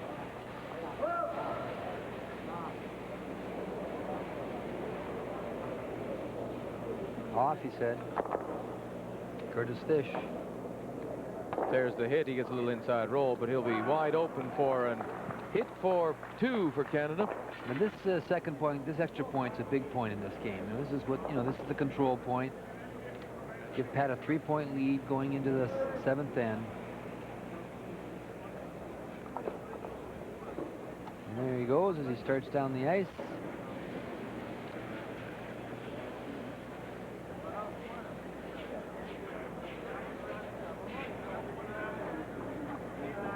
This goes on for 10 ends. They'll need all that 75 minutes, Vic.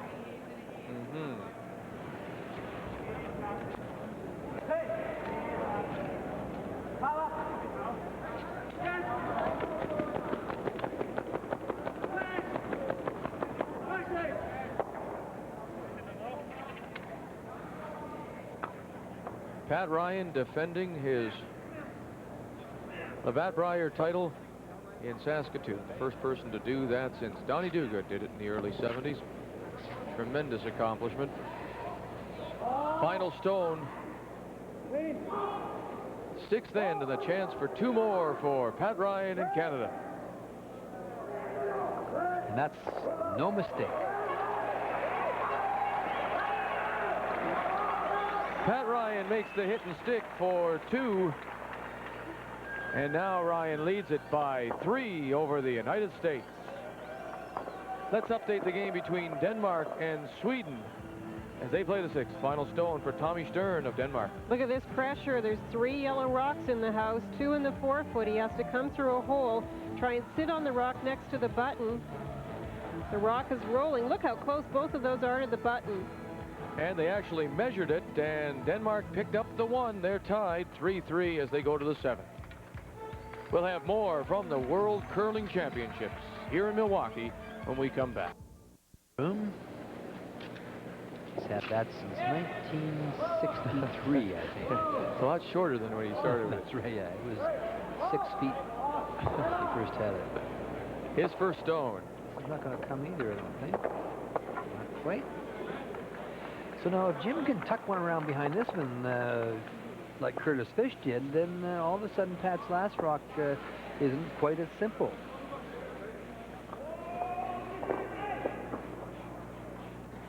The American team has played this end very, very well.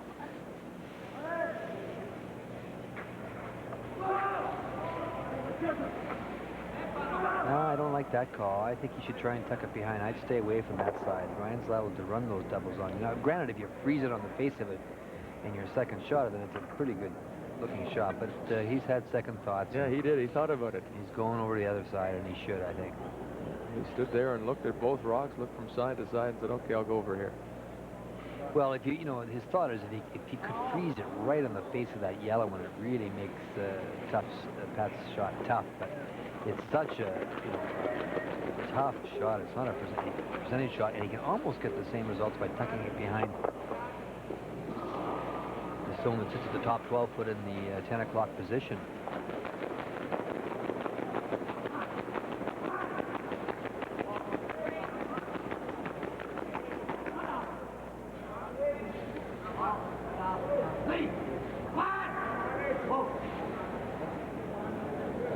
Our viewers may have heard the sweeping sound coming from the ice surface. There's a good-looking shot. Boy.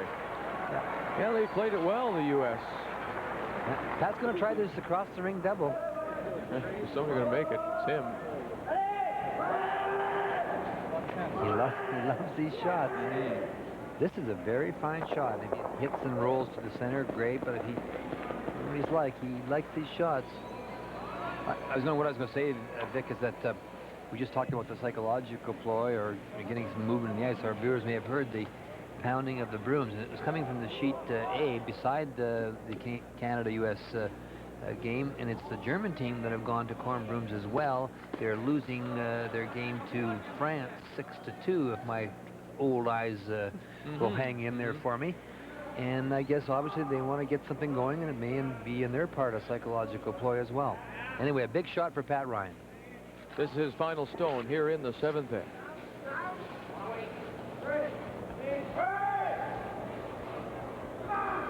Hurry, he says. Boy, is he going to get by that front stone? Look at this here. All right. Look at this. It wasn't what he had planned, but it came off the stone pretty well. He caught enough of it to move it, and it's no longer shot stone. Let's look at it again. He didn't plan on hitting the yellow stone first, his own stone, and he did. He catches the American stone, comes right across the rings. There's the angle, and there's the double. Now, whose second shot? I think Jim Vukich has a shot for two here. There's a look at it for our viewers. Yes, he is. So Jim Vukich can get his 2 points by tapping that through the rings. And you can hear Randy and Pat talking. You just need a little more ice.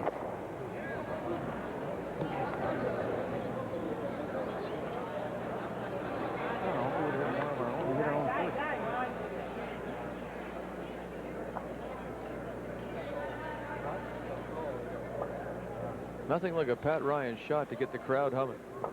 He loves to throw those shots. I love to watch him throw them. This will be the final stone of this seventh end, a chance for the U.S. to get right back in here. If Jim Vukich can make the hit and stick for two.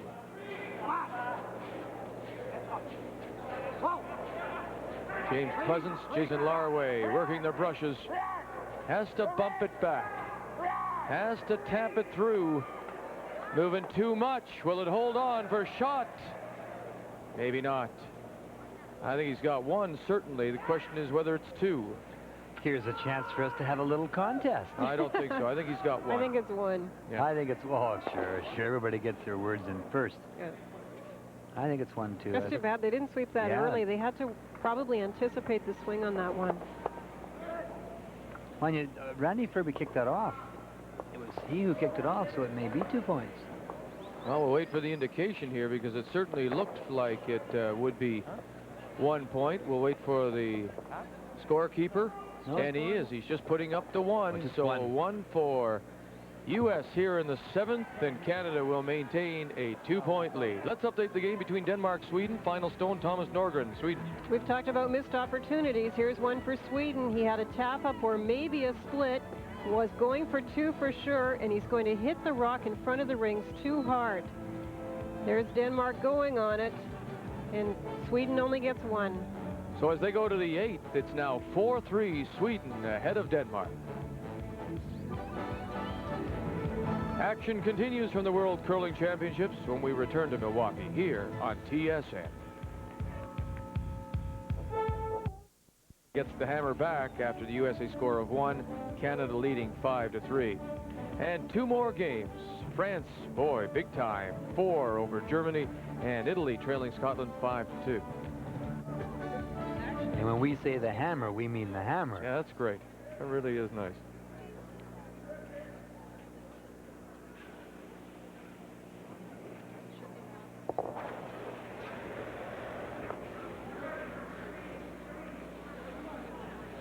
Don Walchuk throwing takeout weight.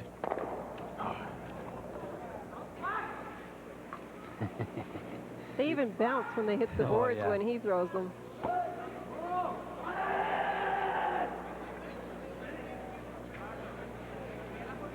Here we go again, and look what's back for the U.S., the corn brooms.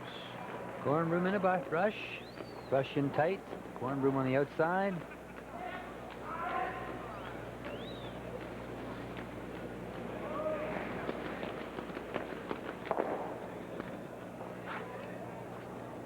Good brushing and good sweeping.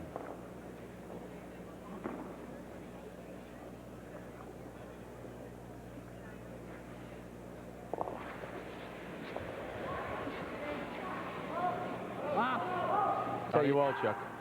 And here's the split. Kind of a cute story, Dick. In between the games today, I went over to the hoedown and wandered around, and it was a fantastic thing that the Milwaukee committee put on. The food was tremendous, and the music and the clog dancers and the Cripple Creek clog. Right on. But a kind of a cute story. I was walking by, and some guy, some gentleman, I should say, says, "Hey, Turnbull," and I said, "Yes, sir." And he said, "You know what? You owe me $10,000." And I said, "Gee, I don't have it with me, but how come I owe it to you?" He said, "Well, I come from California, And I have a dish in my backyard, and 4 years ago, for the first time in my life, I watched curling. And since that time, I got hooked on the game. I've never played it. Now I go to all these silver brooms. I've been to 2 Briars, and he said, now it's $110,000. Isn't that nice? Yeah, it was kind of great. Yeah, very nice.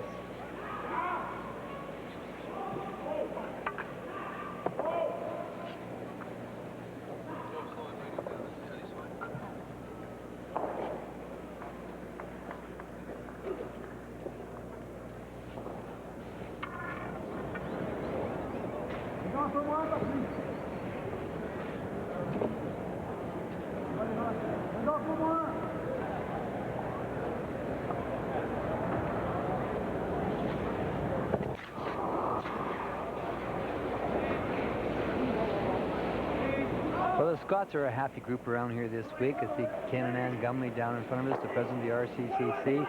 And he's got his little horn rooting, encouraging the Scots on, and they got a good handle on their game, 5-2 over Italy. And they sit with only 1 loss.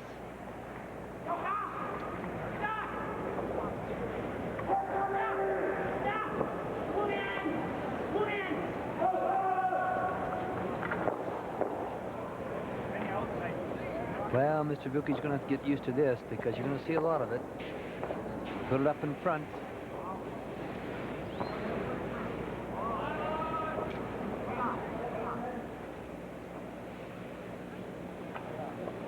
Curtis Fish.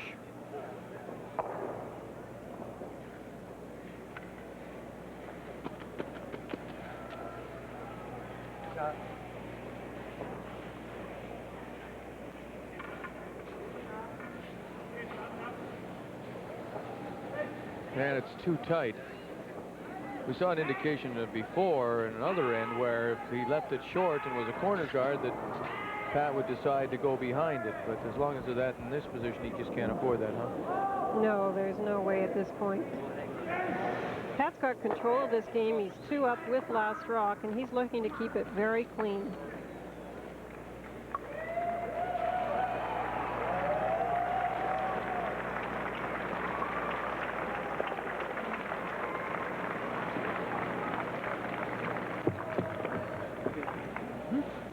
Into the rings, Jim Vukich says.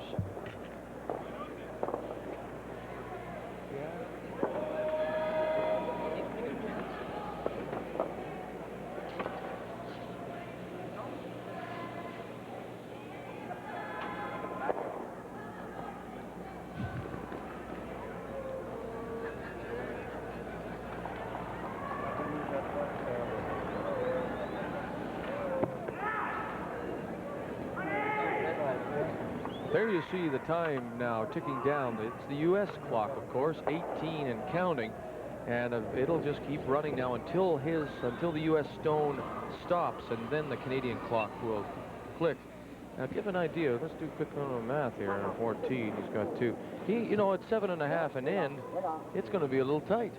He's really pushing the time clock. At this point, if he can't catch up, it's not going to make much difference. He may not use his time in the last end, but you certainly wouldn't want to run out in case you do make a good comeback. But you're right, Linda. He's eating that clock up. He's only a couple points down. And anything can happen in this game. You can turn it around like crazy. One little miss, one slip here. You know, if you take that game that we referred to earlier in the telecast where Norway had the big lead on Canada, Pat Ryan is throwing that double with his last shot. If he moves that rock a half an inch further, he scores 3 in that end, he wins the game. And he was down, I think he was down 5 at one time.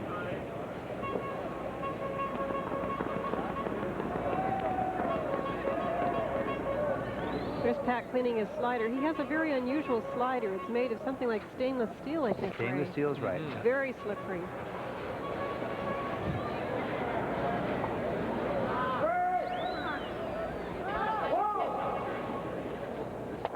Oh, boy.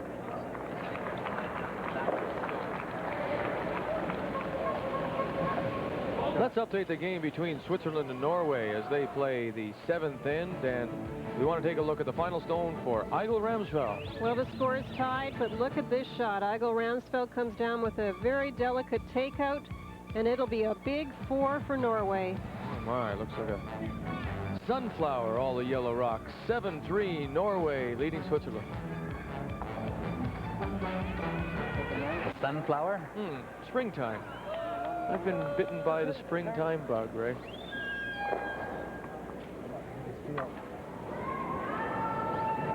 Your thoughts then turn to flowers and the birds and the bees. And fancy.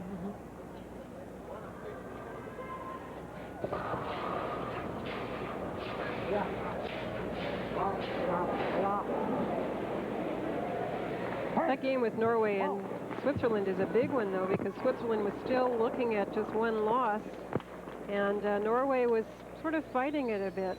And that will certainly change the standings around if it continues the way it looks. It sure will, Linda. Good point. Well, they were in tough today, the Swiss, because they faced both Pat Ryan and Eigil Ramsfeld. It's over on sheet A. Germany, Roland Jentsch, and France, Dominique Dupont-Roch. And there you see the big 3 for France in the 5th, and 2 a steal in the 8th. It's over. 8-2, France wins it. So the Mejev rink is now 3-3, and the German rink from Fussen 1-5. So both French rinks in men's and women's competition surprising a little bit. Well, that's a big game, too, for the French team, because we talked earlier about staying out of 9th and 10th spot. Here's Pat's out here, and watch how he rolls his fingers back along the back of the stone almost. That could almost be considered burning the rock once you release it, but they don't worry about those things. Splits it off, and they'll blank this end. Number 8, Canada leading by 2. And Pat Ryan, the Ryan Express, in control here in Milwaukee.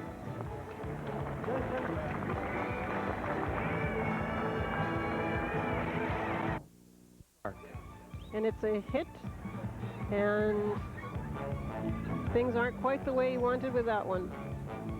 Denmark leads 5-4. And Italy, Scotland is over, and in 9, 2 straight. You see the steal of 1 in the 9th. They beat Italy. Final there, 6-2. So Scotland is 5-1.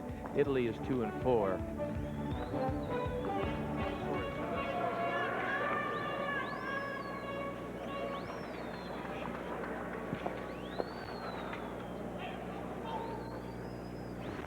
Well, it's a pattern that will continue. Canadian stone sitting at the 9 o'clock position, just biting the 4-foot, nothing else in play. And you can see that Jim Vukich, as opposed to putting up the front rock, is asking young Jason Larway to kind of try and tuck one behind it a bit. He's trying to get everything, anything going, anything at all. Tuck it behind it? Yeah, he indicated he wanted to come around behind it a bit, just even get, even though it won't be shot. He knows Pat's going to run at everything. Pat's going to hit everything. So he's hoping for a mistake. This is curling a little bit, so now the alternate, of course, is to leave it short. You know, it's almost like it dug in. I mean, it picked up something, rather. Could that be the corn on the ice? Could be. Could be, yeah, sure.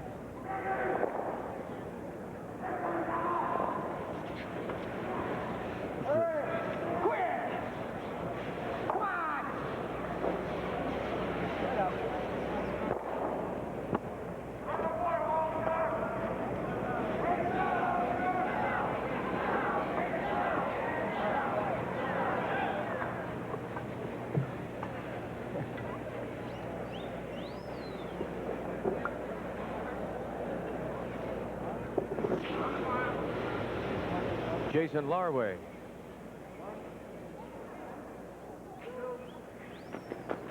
Been playing the game for some 7 years. It's 18. The nice thing about curling in our country, especially in Ontario, is that they have the little rocks now, and it's just fantastic. They have you know, had a little provincial championship and everything. Kids 7, 8, 9, and 10. And I think that's something that all the curling clubs across the country should start looking at. These are little 19-pound rocks, and you know, if we can get a lot more young people at age 8 and 9 and 10 before they get hooked on hockey or ringette or whatever it may be, involved in this game, they'll see they'll find out and experience the things that we have, Linda, that make this game so fantastic. You can play it from age, in that case, age 8 or 9 to age 85 or 89 or however long you live. It's something that I'm really interested in. I work for the Curling Council in BC, and we're looking at promoting the game. Something clubs can do if they can't afford the little rocks, which are another expense, having to purchase more equipment, is they can also either paint circles halfway or build tacks halfway down the sheet if there are dividers on both sides of the sheet, and that way the little people don't have to throw the rock quite as far. That's right, and they can just push it. They don't have to swing it. Push they just the take big it back rock. But the little rock really works well, and if it is at all possible, I think that, to get a set of those for a club, I think you'll find that you can really interest some young people. It's great, and we even have jam can curling still in BC, and those are not very expensive, but the kids just have a great time. Donnie Walchuk with his stone plays up to the face of that U.S. stone, just hanging on the back of the 12. Ninth end, and Canada in control, leading 5-3. Curtis Fish and the first stone for the U.S. third. Canada with the hammer. Curtis has to play the same freeze. We talked about Scotland, Bray, and their record of 5-1. They have games remaining against Germany, Canada, and Switzerland.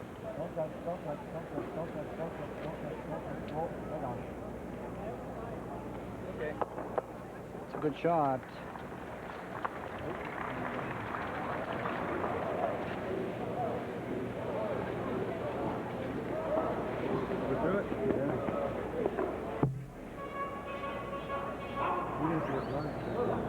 Well, I think Pat will go after that one. He's just going to draw down there. He's going to remove it. He's kind of asking Randy, what do you want to do here?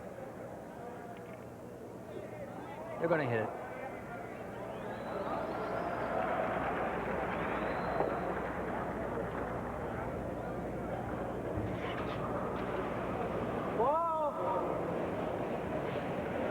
You heard him say, whoa. He'd like to kill them all if he could. And he does. Sir. What a shot. Randy Furby. They are unbelievable when it comes to the takeout weight. And yeah, reason to smile, Randy. What a great shot. He gets them all here. Good brushing by Walchuk and McKenzie. And he's got everything moving. And a lot of action on the stone. You see that one red stone, how much it was spinning after it was hit. And another freeze. Called for by Jim Vukich.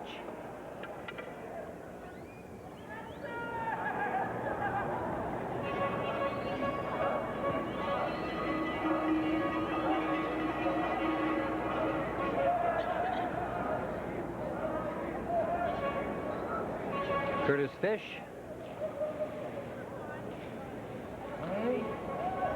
Well, there's still a chance. There's rocks in play, at least for the United States.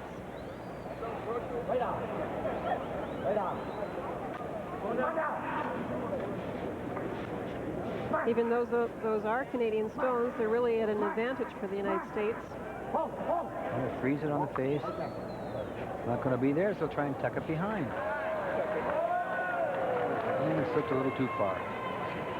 Canada continues to lie first and second stones. Pat's not going to play with it over there. He's just going to draw the other side. He's looking at it, though. He'd love to get it out of there, but...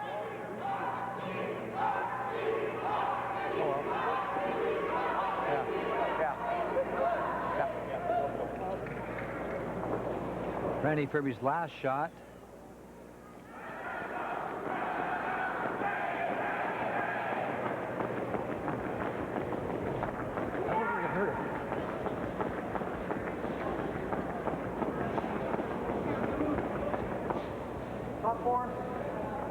Top four, the indication from Pat Ryan.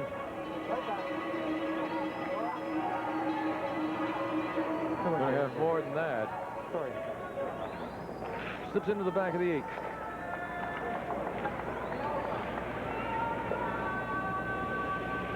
Sorry, Ron. Let's update the game between Sweden, Denmark. 9th and final stone, Thomas Norgren. Well, Sweden has a draw for 2. The only problem is that we'll put them up just the 1, and they'll have no last draw coming home. So the hammer belongs to Denmark, trailing by 1 as they go to the 10th. In both those rinks, very important game, 3 and 2 coming in. What would you rather be, Linda, on this ice surface? 1 down coming home with the hammer, or 1 up without? I would rather have the hammer just about every time. Actually, that's been a great game. We haven't seen much of it, but there's been some really good shots. Both those skips have been curling very, very well.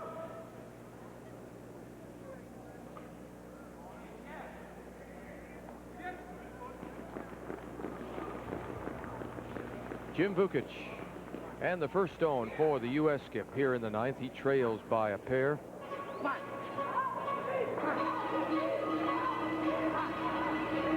Trying to fees. We're having trouble. Well, that's a new shot. It's you know, it's a fees shot. So I'll tell you about it later. We'll explain it later. Trying to freeze to the face of this shot rock. Just a little light. You know, he had the good line. Just need a little bit more weight. Canada line 1 and 2. 1 at the 9 o'clock position, fighting the 4-foot, and second shot is at the 6 o'clock position, just fighting the back of the 4-foot. That stone just comes up a little bit short of the shot rock at 9 o'clock, and you can see Pat, and they're going to have a group meeting here. What do we got, 2? Well, the way it looks, I'm not sure there's any way to get 2 out of this. No. Hitting there? Try and listen. Make him make a shot.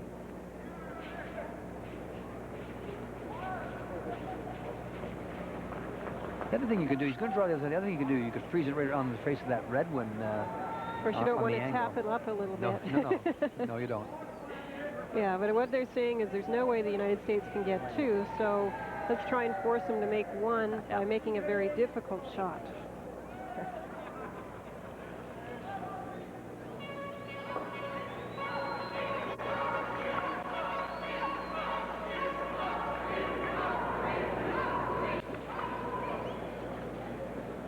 Pat Ryan settles in. This will be his first stone.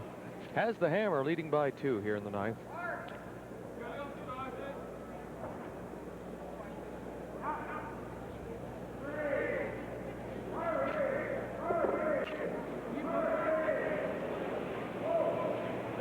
That one we're not going to hurt. Come on, careful. Come on. Okay.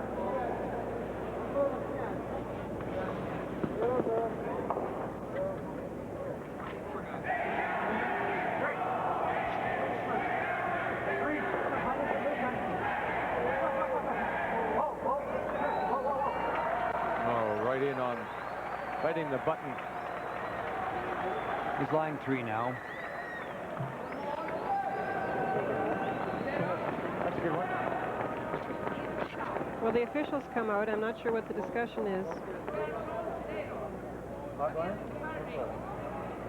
It's a hog line violation. That's not true. I had my hand down well before that. That's what it was, so off it comes.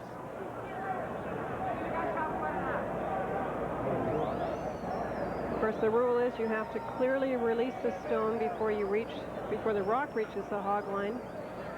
And even if it looks like maybe you did, the official has to clearly see that it's happened.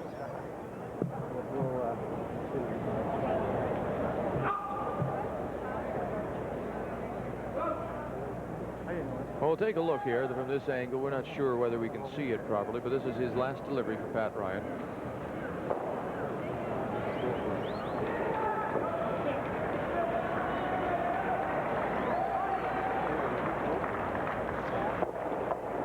Tough one when you roll the fingers off like that, huh? Yeah. I guess what we always say when we're teaching is make sure that it's very clear, even if it looks like every time you do it you're well off.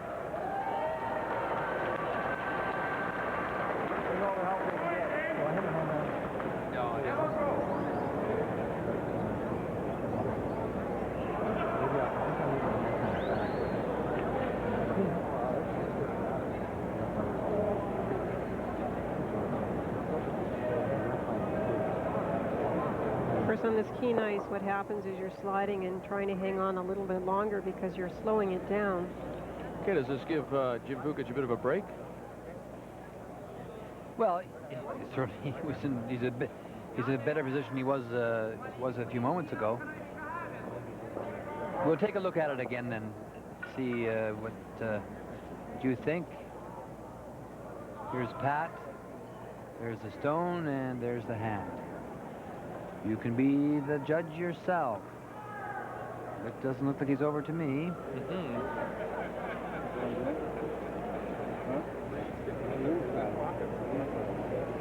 Is that upset?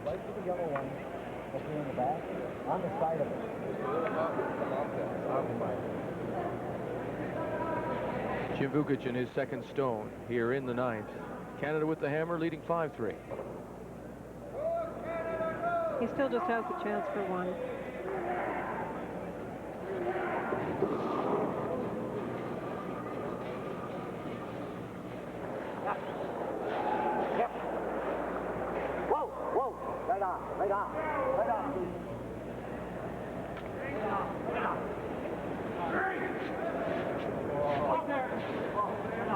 Boy, look at it skate. And he's going to go in through. Did that ever take off? Yeah, moved it across. It's not enough ice. So it's a draw for 3 for Pat Ryan.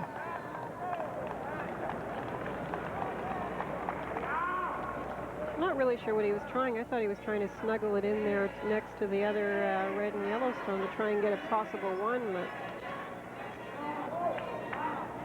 really not sure with that kind of weight. Well, I think he was trying to freeze into it for sure, Linda. He just overthrew it. He might have been trying to, have it if he was playing that kind of way, have it curl a little bit, so he ticked the front yellow and then flipped over in front of the. You could see a little bit of it, but it was a. Yeah, that's true.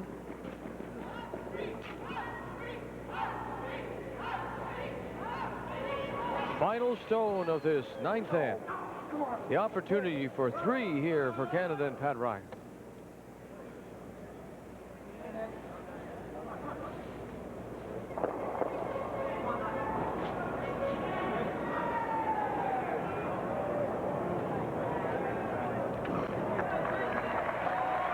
That's 3. Count them up. 1, 2, 3 on the board for the Ryan Express.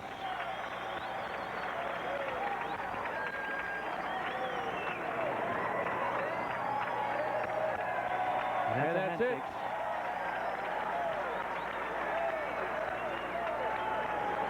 Ryan and his Canadian ring from the Otwell Curling Club in Edmonton win it by a score of 8-3 over Jim Vukich from Seattle. Canada now 3-3. The USA drops to 1-5. Pat Ryan now at 500 after a slow start, and he's making his way back here in Milwaukee.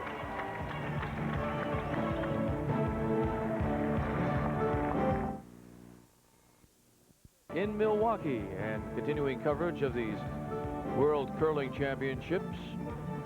We're in the 12th round, and it's an all-men's round, and 4 of the games are final. France wins over Germany 8-2. Scotland beats Italy 6-2, the final there. Norway has beaten Switzerland 9-4. Eigil Ramsfell improves his record now to 4-2.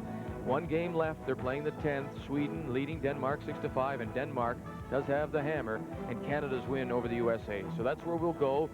The only game left in town, and that is Denmark-Sweden 6-5. Sweden leading Denmark with the hammer. It's been a great game. There's been chances back and forth for both teams. We saw Sweden had a big opportunity one end to get 3. They only got 1. And that's the first stone for the Swedish skip, Thomas Norgren. The Swedish rink out of Östersund. And the Froso Oden Curling Club.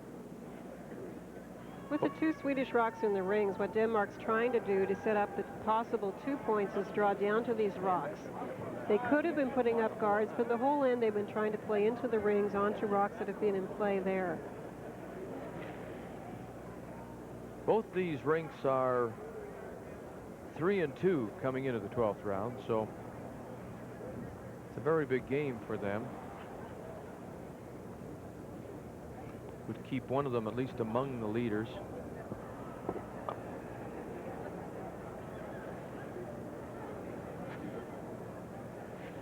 The Danish skip, Tommy Stjerne. First stone, 10th end. In his 4th World Championship appearance. He's also been in 3 Junior World Championships.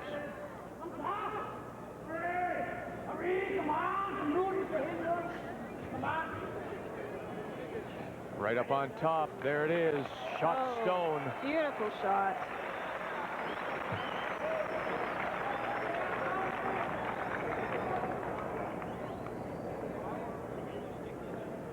That is frozen on the face of the rock. It's cornered a little bit towards the center of the house, so it shot rock. And Sweden just took one look at it and realized they're going to need dynamite to get that out of there. I'll tell you one thing, Linda. This Tommy Stjerne all week long has made some sensational shots. Let's remember that he missed the big shot he did miss was against Scotland. He had a draw to the 4-foot or a tap back to win the game, and I actually the stone caught something. Otherwise, he may have won that game. He's been in every contest, and did he glue this thing on? You're right. I mean, he needs a small explosion to get that out of there. I think all he can really do, Linda, is to freeze to the face of himself. I don't know about you. There's no way he's going to get that out of that. That's what we call a on-legger, a freeze. How's that, Dick? I like it.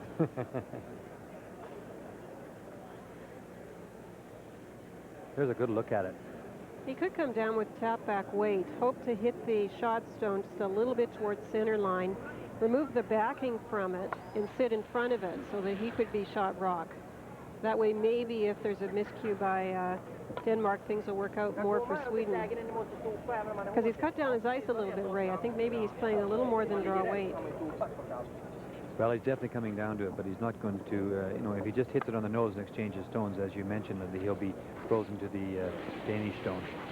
This is the final stone for Sweden here in the 10th, and their skip, Thomas Norgren. Denmark does have the hammer, trailing by 1. They're saying it's got a lot of weight. It's got to have this shot or it's all over.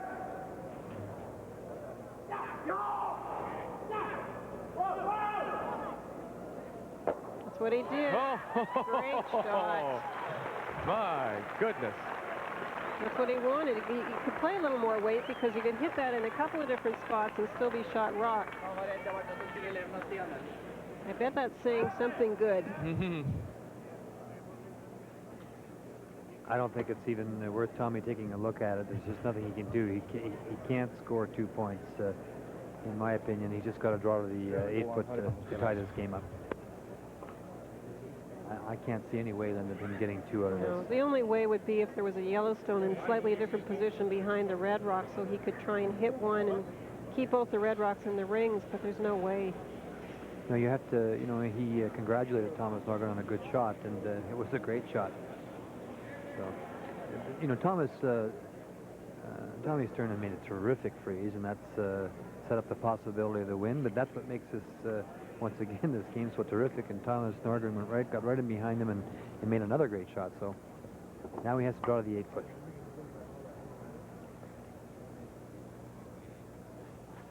Looks happy, doesn't he? Thomas Norgren made a beautiful freeze. Final stone for Tommy Stjerne.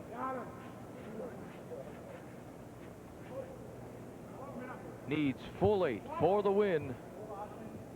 For the tie. Needs full 8 for the tie. Well, they're on and off it. It looks like he must be close. Denmark gets their 1 point, and we're going to go to an extra end here. Denmark and Sweden all tied up 6-6. And we'll have that extra end for you. Sweden will have the hammer when we come back to the Mecca in Milwaukee.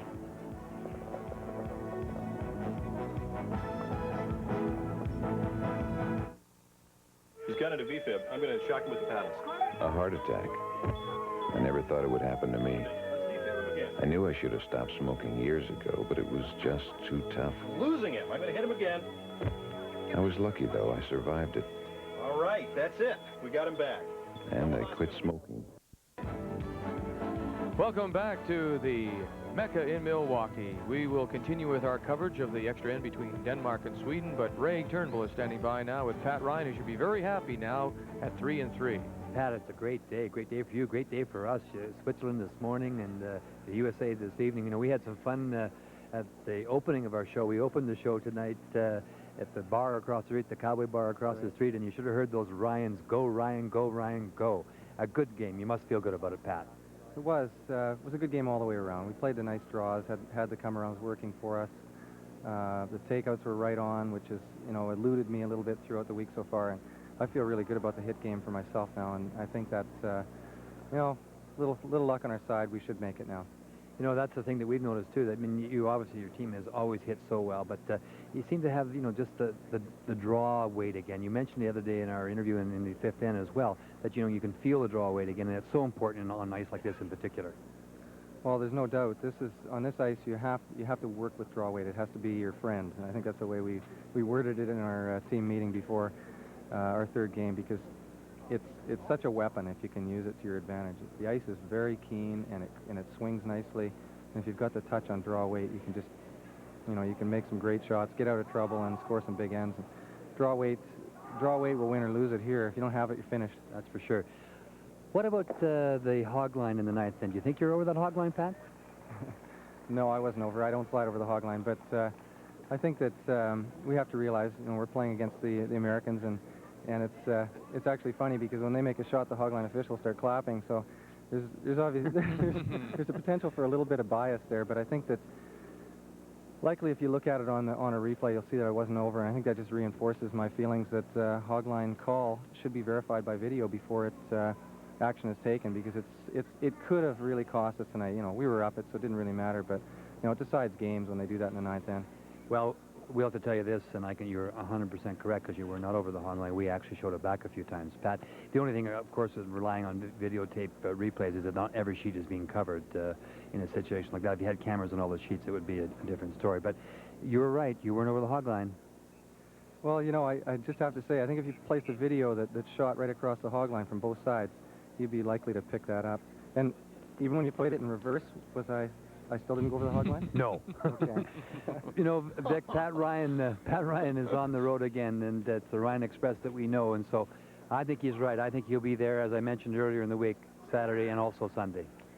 Thank you very much. Congratulations to Pat Ryan and his entire rink, now 3-3 after an 8-3 win over the U.S. As we go to the extra end, Sweden and Denmark, and at rock now out in front, that guard, it belongs to Sweden, thrown up by their second Anders Löf, who made the nose hit as they were looking to peel guards. They had been peeling guards till that point. Now interesting to see what Tommy Stjerne and Denmark call for here. Going in behind, Linda? I think so. What you want to do is make sure that you separate the rocks. You don't want your rocks grouped. So they're looking to put it around, maybe get some separation between the guard and the rock, even if it's not perfectly buried or perfectly in the forefoot. They don't want to get them side by side in front of the rings.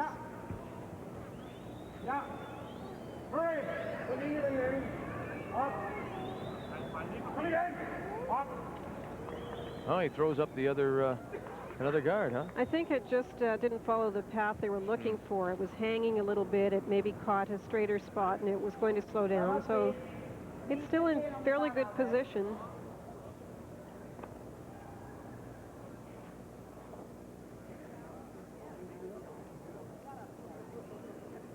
This will be the second stone for the Swedish second, Anders Löf.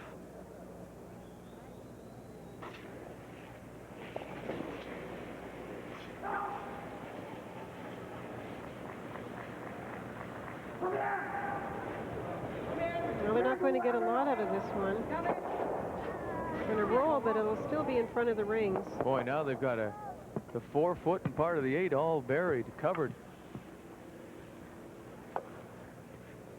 All right, now how long do you wait if you're Tommy Stjerne? Do you go in now, or do you wait until your stones? I mean, if you wait, he can peel these and get rid of them, can't he? I'd be tempted to go in. We know how swingy it is. The only problem if you go in now is that you have to put guards onto it, and that's not very easy. But again, they don't want to group those rocks too close to each other in front of the rings.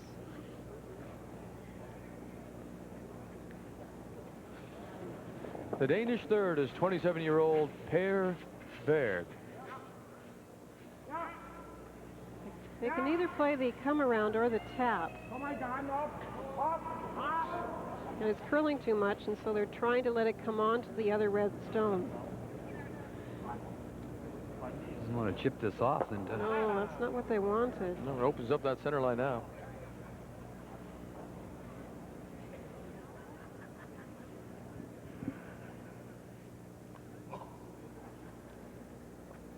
You can really see the, you know, you can just kind of feel the feeling inside of Pat now, just standing beside him. You know, he gets that kind of emotion, and he feels good about his game again. He thinks he can make it. I think he can.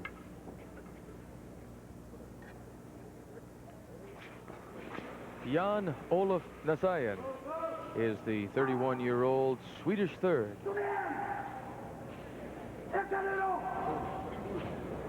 Looking to clear a couple here. And he does. Oh, and just raises that stone back. Almost raised that Danish stone into the rings, but it slid through. At this point, all he's looking to do is keep the 4-foot, hopefully even a little bit more than that, open. So even if he raised that one in, it would only be in the 12-foot. We're in the extra end of this game between Denmark and Sweden, tied 6-6, and Sweden does have last rock. So those were two great shots we saw in this particular game, that last end. I mean, Tommy Stjerne just glued one onto it, and Thomas Norgren just duplicated the shot, and then, as you suggested, just played, you know, enough weight just to touch it back and stay frozen to it. But it was great because that last stone by Sweden was hanging and hanging, and if it was a little bit too much weight, it wouldn't have come over enough.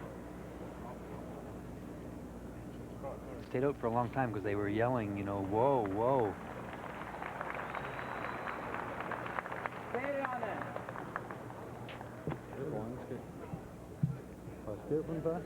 Well, the Scots are sure a happy group now. As I came off the ice, they're all down there with Graham and Adam, and well, they will, with their record of 5-1, be alone in first place. You bet.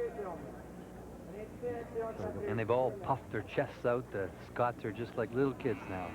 We have the president of the RCC just standing beside us here, Ken Gumley, with his little honker, and he's delighted with himself.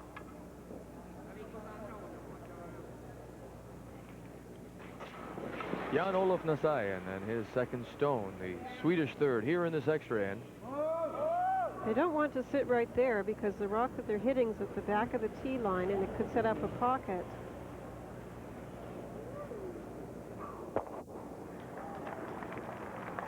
Cleans house, and the rings are wide open. Well, you can see Thomas indicating that we should go in now. Let's go in.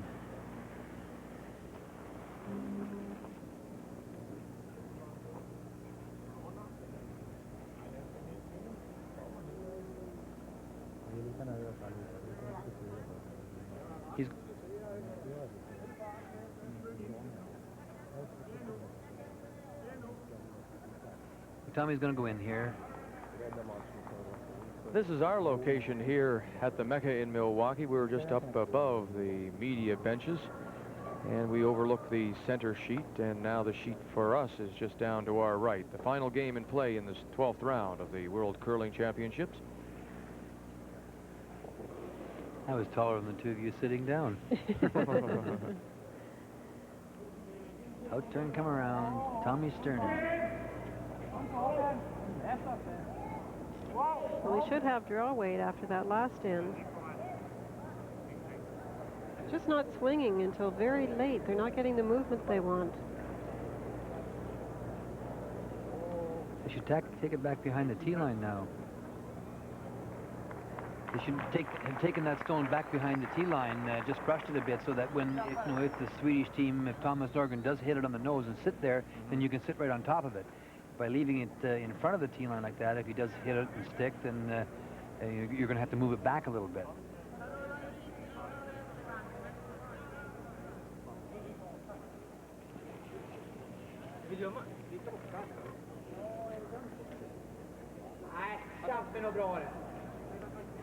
Tommy Stjerne, Thomas Norgren. Swedish skip his first stone here in this extra end. He's 6-6 tie. Excuse me, Vic. He's got his front end trained, boy. They turn it over, and he doesn't like any time at all. See how quick he is? When he gets the stone, it's already cleaned, and he's sitting in the hack, and bang, he's gone. Now, how does somebody from Östersund, Sweden, learn the tuck delivery? It's easy. Now, if that stone, if they had brushed the Danish stone back behind the tee line, then Tommy Stjerne could have drawn down to it and frozen to it. Now, in this particular situation, he has to move it about a foot. Right. So those are little things in curling that you really have to be alert for. If it wasn't going to be buried, the brusher should have brought it back behind the tee line.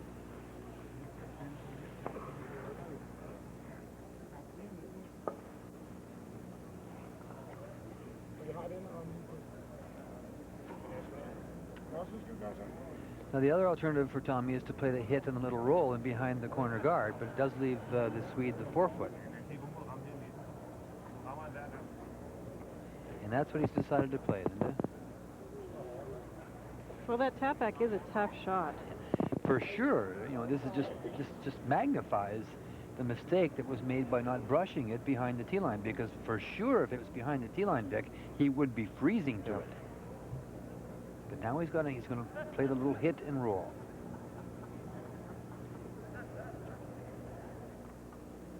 And certainly with his last stone, he wants to make it as tough as he can for the Swedish skip, Norgren. Final stone for Tommy Stjerne, Denmark, here in this extra end. But he wants to make him throw it. He doesn't want to give him a gift. Here it comes now. It's going to come. It's going to roll over to the other side, I guess.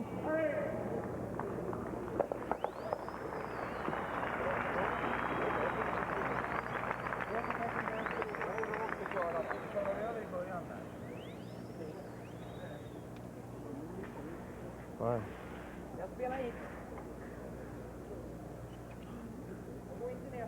Both these teams at 3-2, so this is a big shot for the Swedish skip, Thomas Norgren.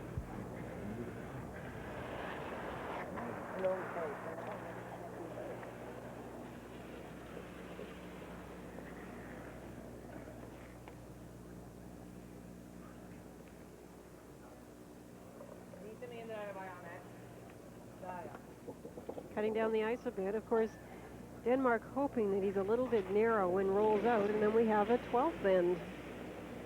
Final stone, extra end. The game is on the line here for Sweden. They need to hit and stick to win. Looks pretty good.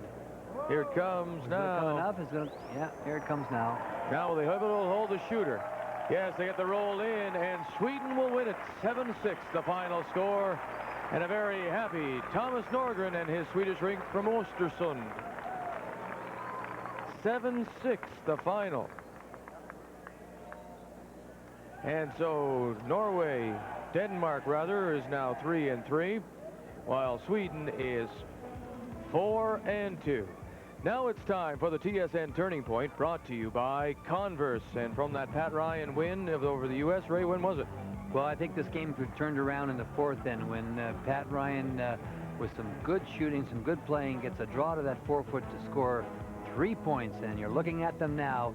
You can see Don Walchuk's excited. That turned this game right over. And Canada goes on to an 8-3 win over the U.S. to even their record at 3-3. A cash donation will be made to amateur sport on behalf of TSN and Converse. Reach for the stars with the Energy Wave by Converse. The 12th round now is complete. We'll have more from the Mecca. We'll wrap it up for you when we return to Milwaukee in just a minute. If you think you don't have time for a full hot breakfast, take a look at this.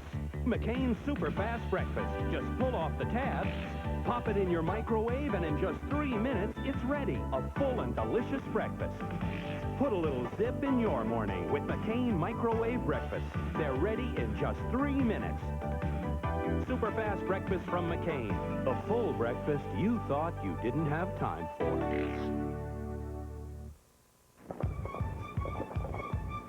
Welcome back to the Mecca in Milwaukee, and now here are the standings after 12 rounds of play, and it is Scotland all alone in first place with a record of 5-1, followed by Norway, Switzerland, and Sweden, those three at 4-2.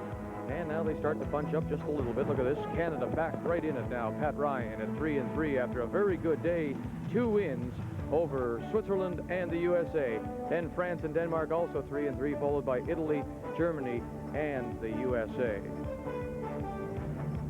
So a very good day for Canada's Pat Ryan as he wins 2 games to get himself right back in the hunt here at these World Championships. But the rink to catch right now, of course, is Scotland, and Graham Adam from Lockerbie playing very well at 5-1 and leading here after 12 rounds. Our next game, well, it'll come to you, of course, on Thursday when our continuing coverage from these World Championships will be France against Canada. And the French rink playing very well. They have a record of 3-3. Pat Ryan, again, the French and all the rinks here. No easy touches here at these World Curling Championships. Hope you'll join us.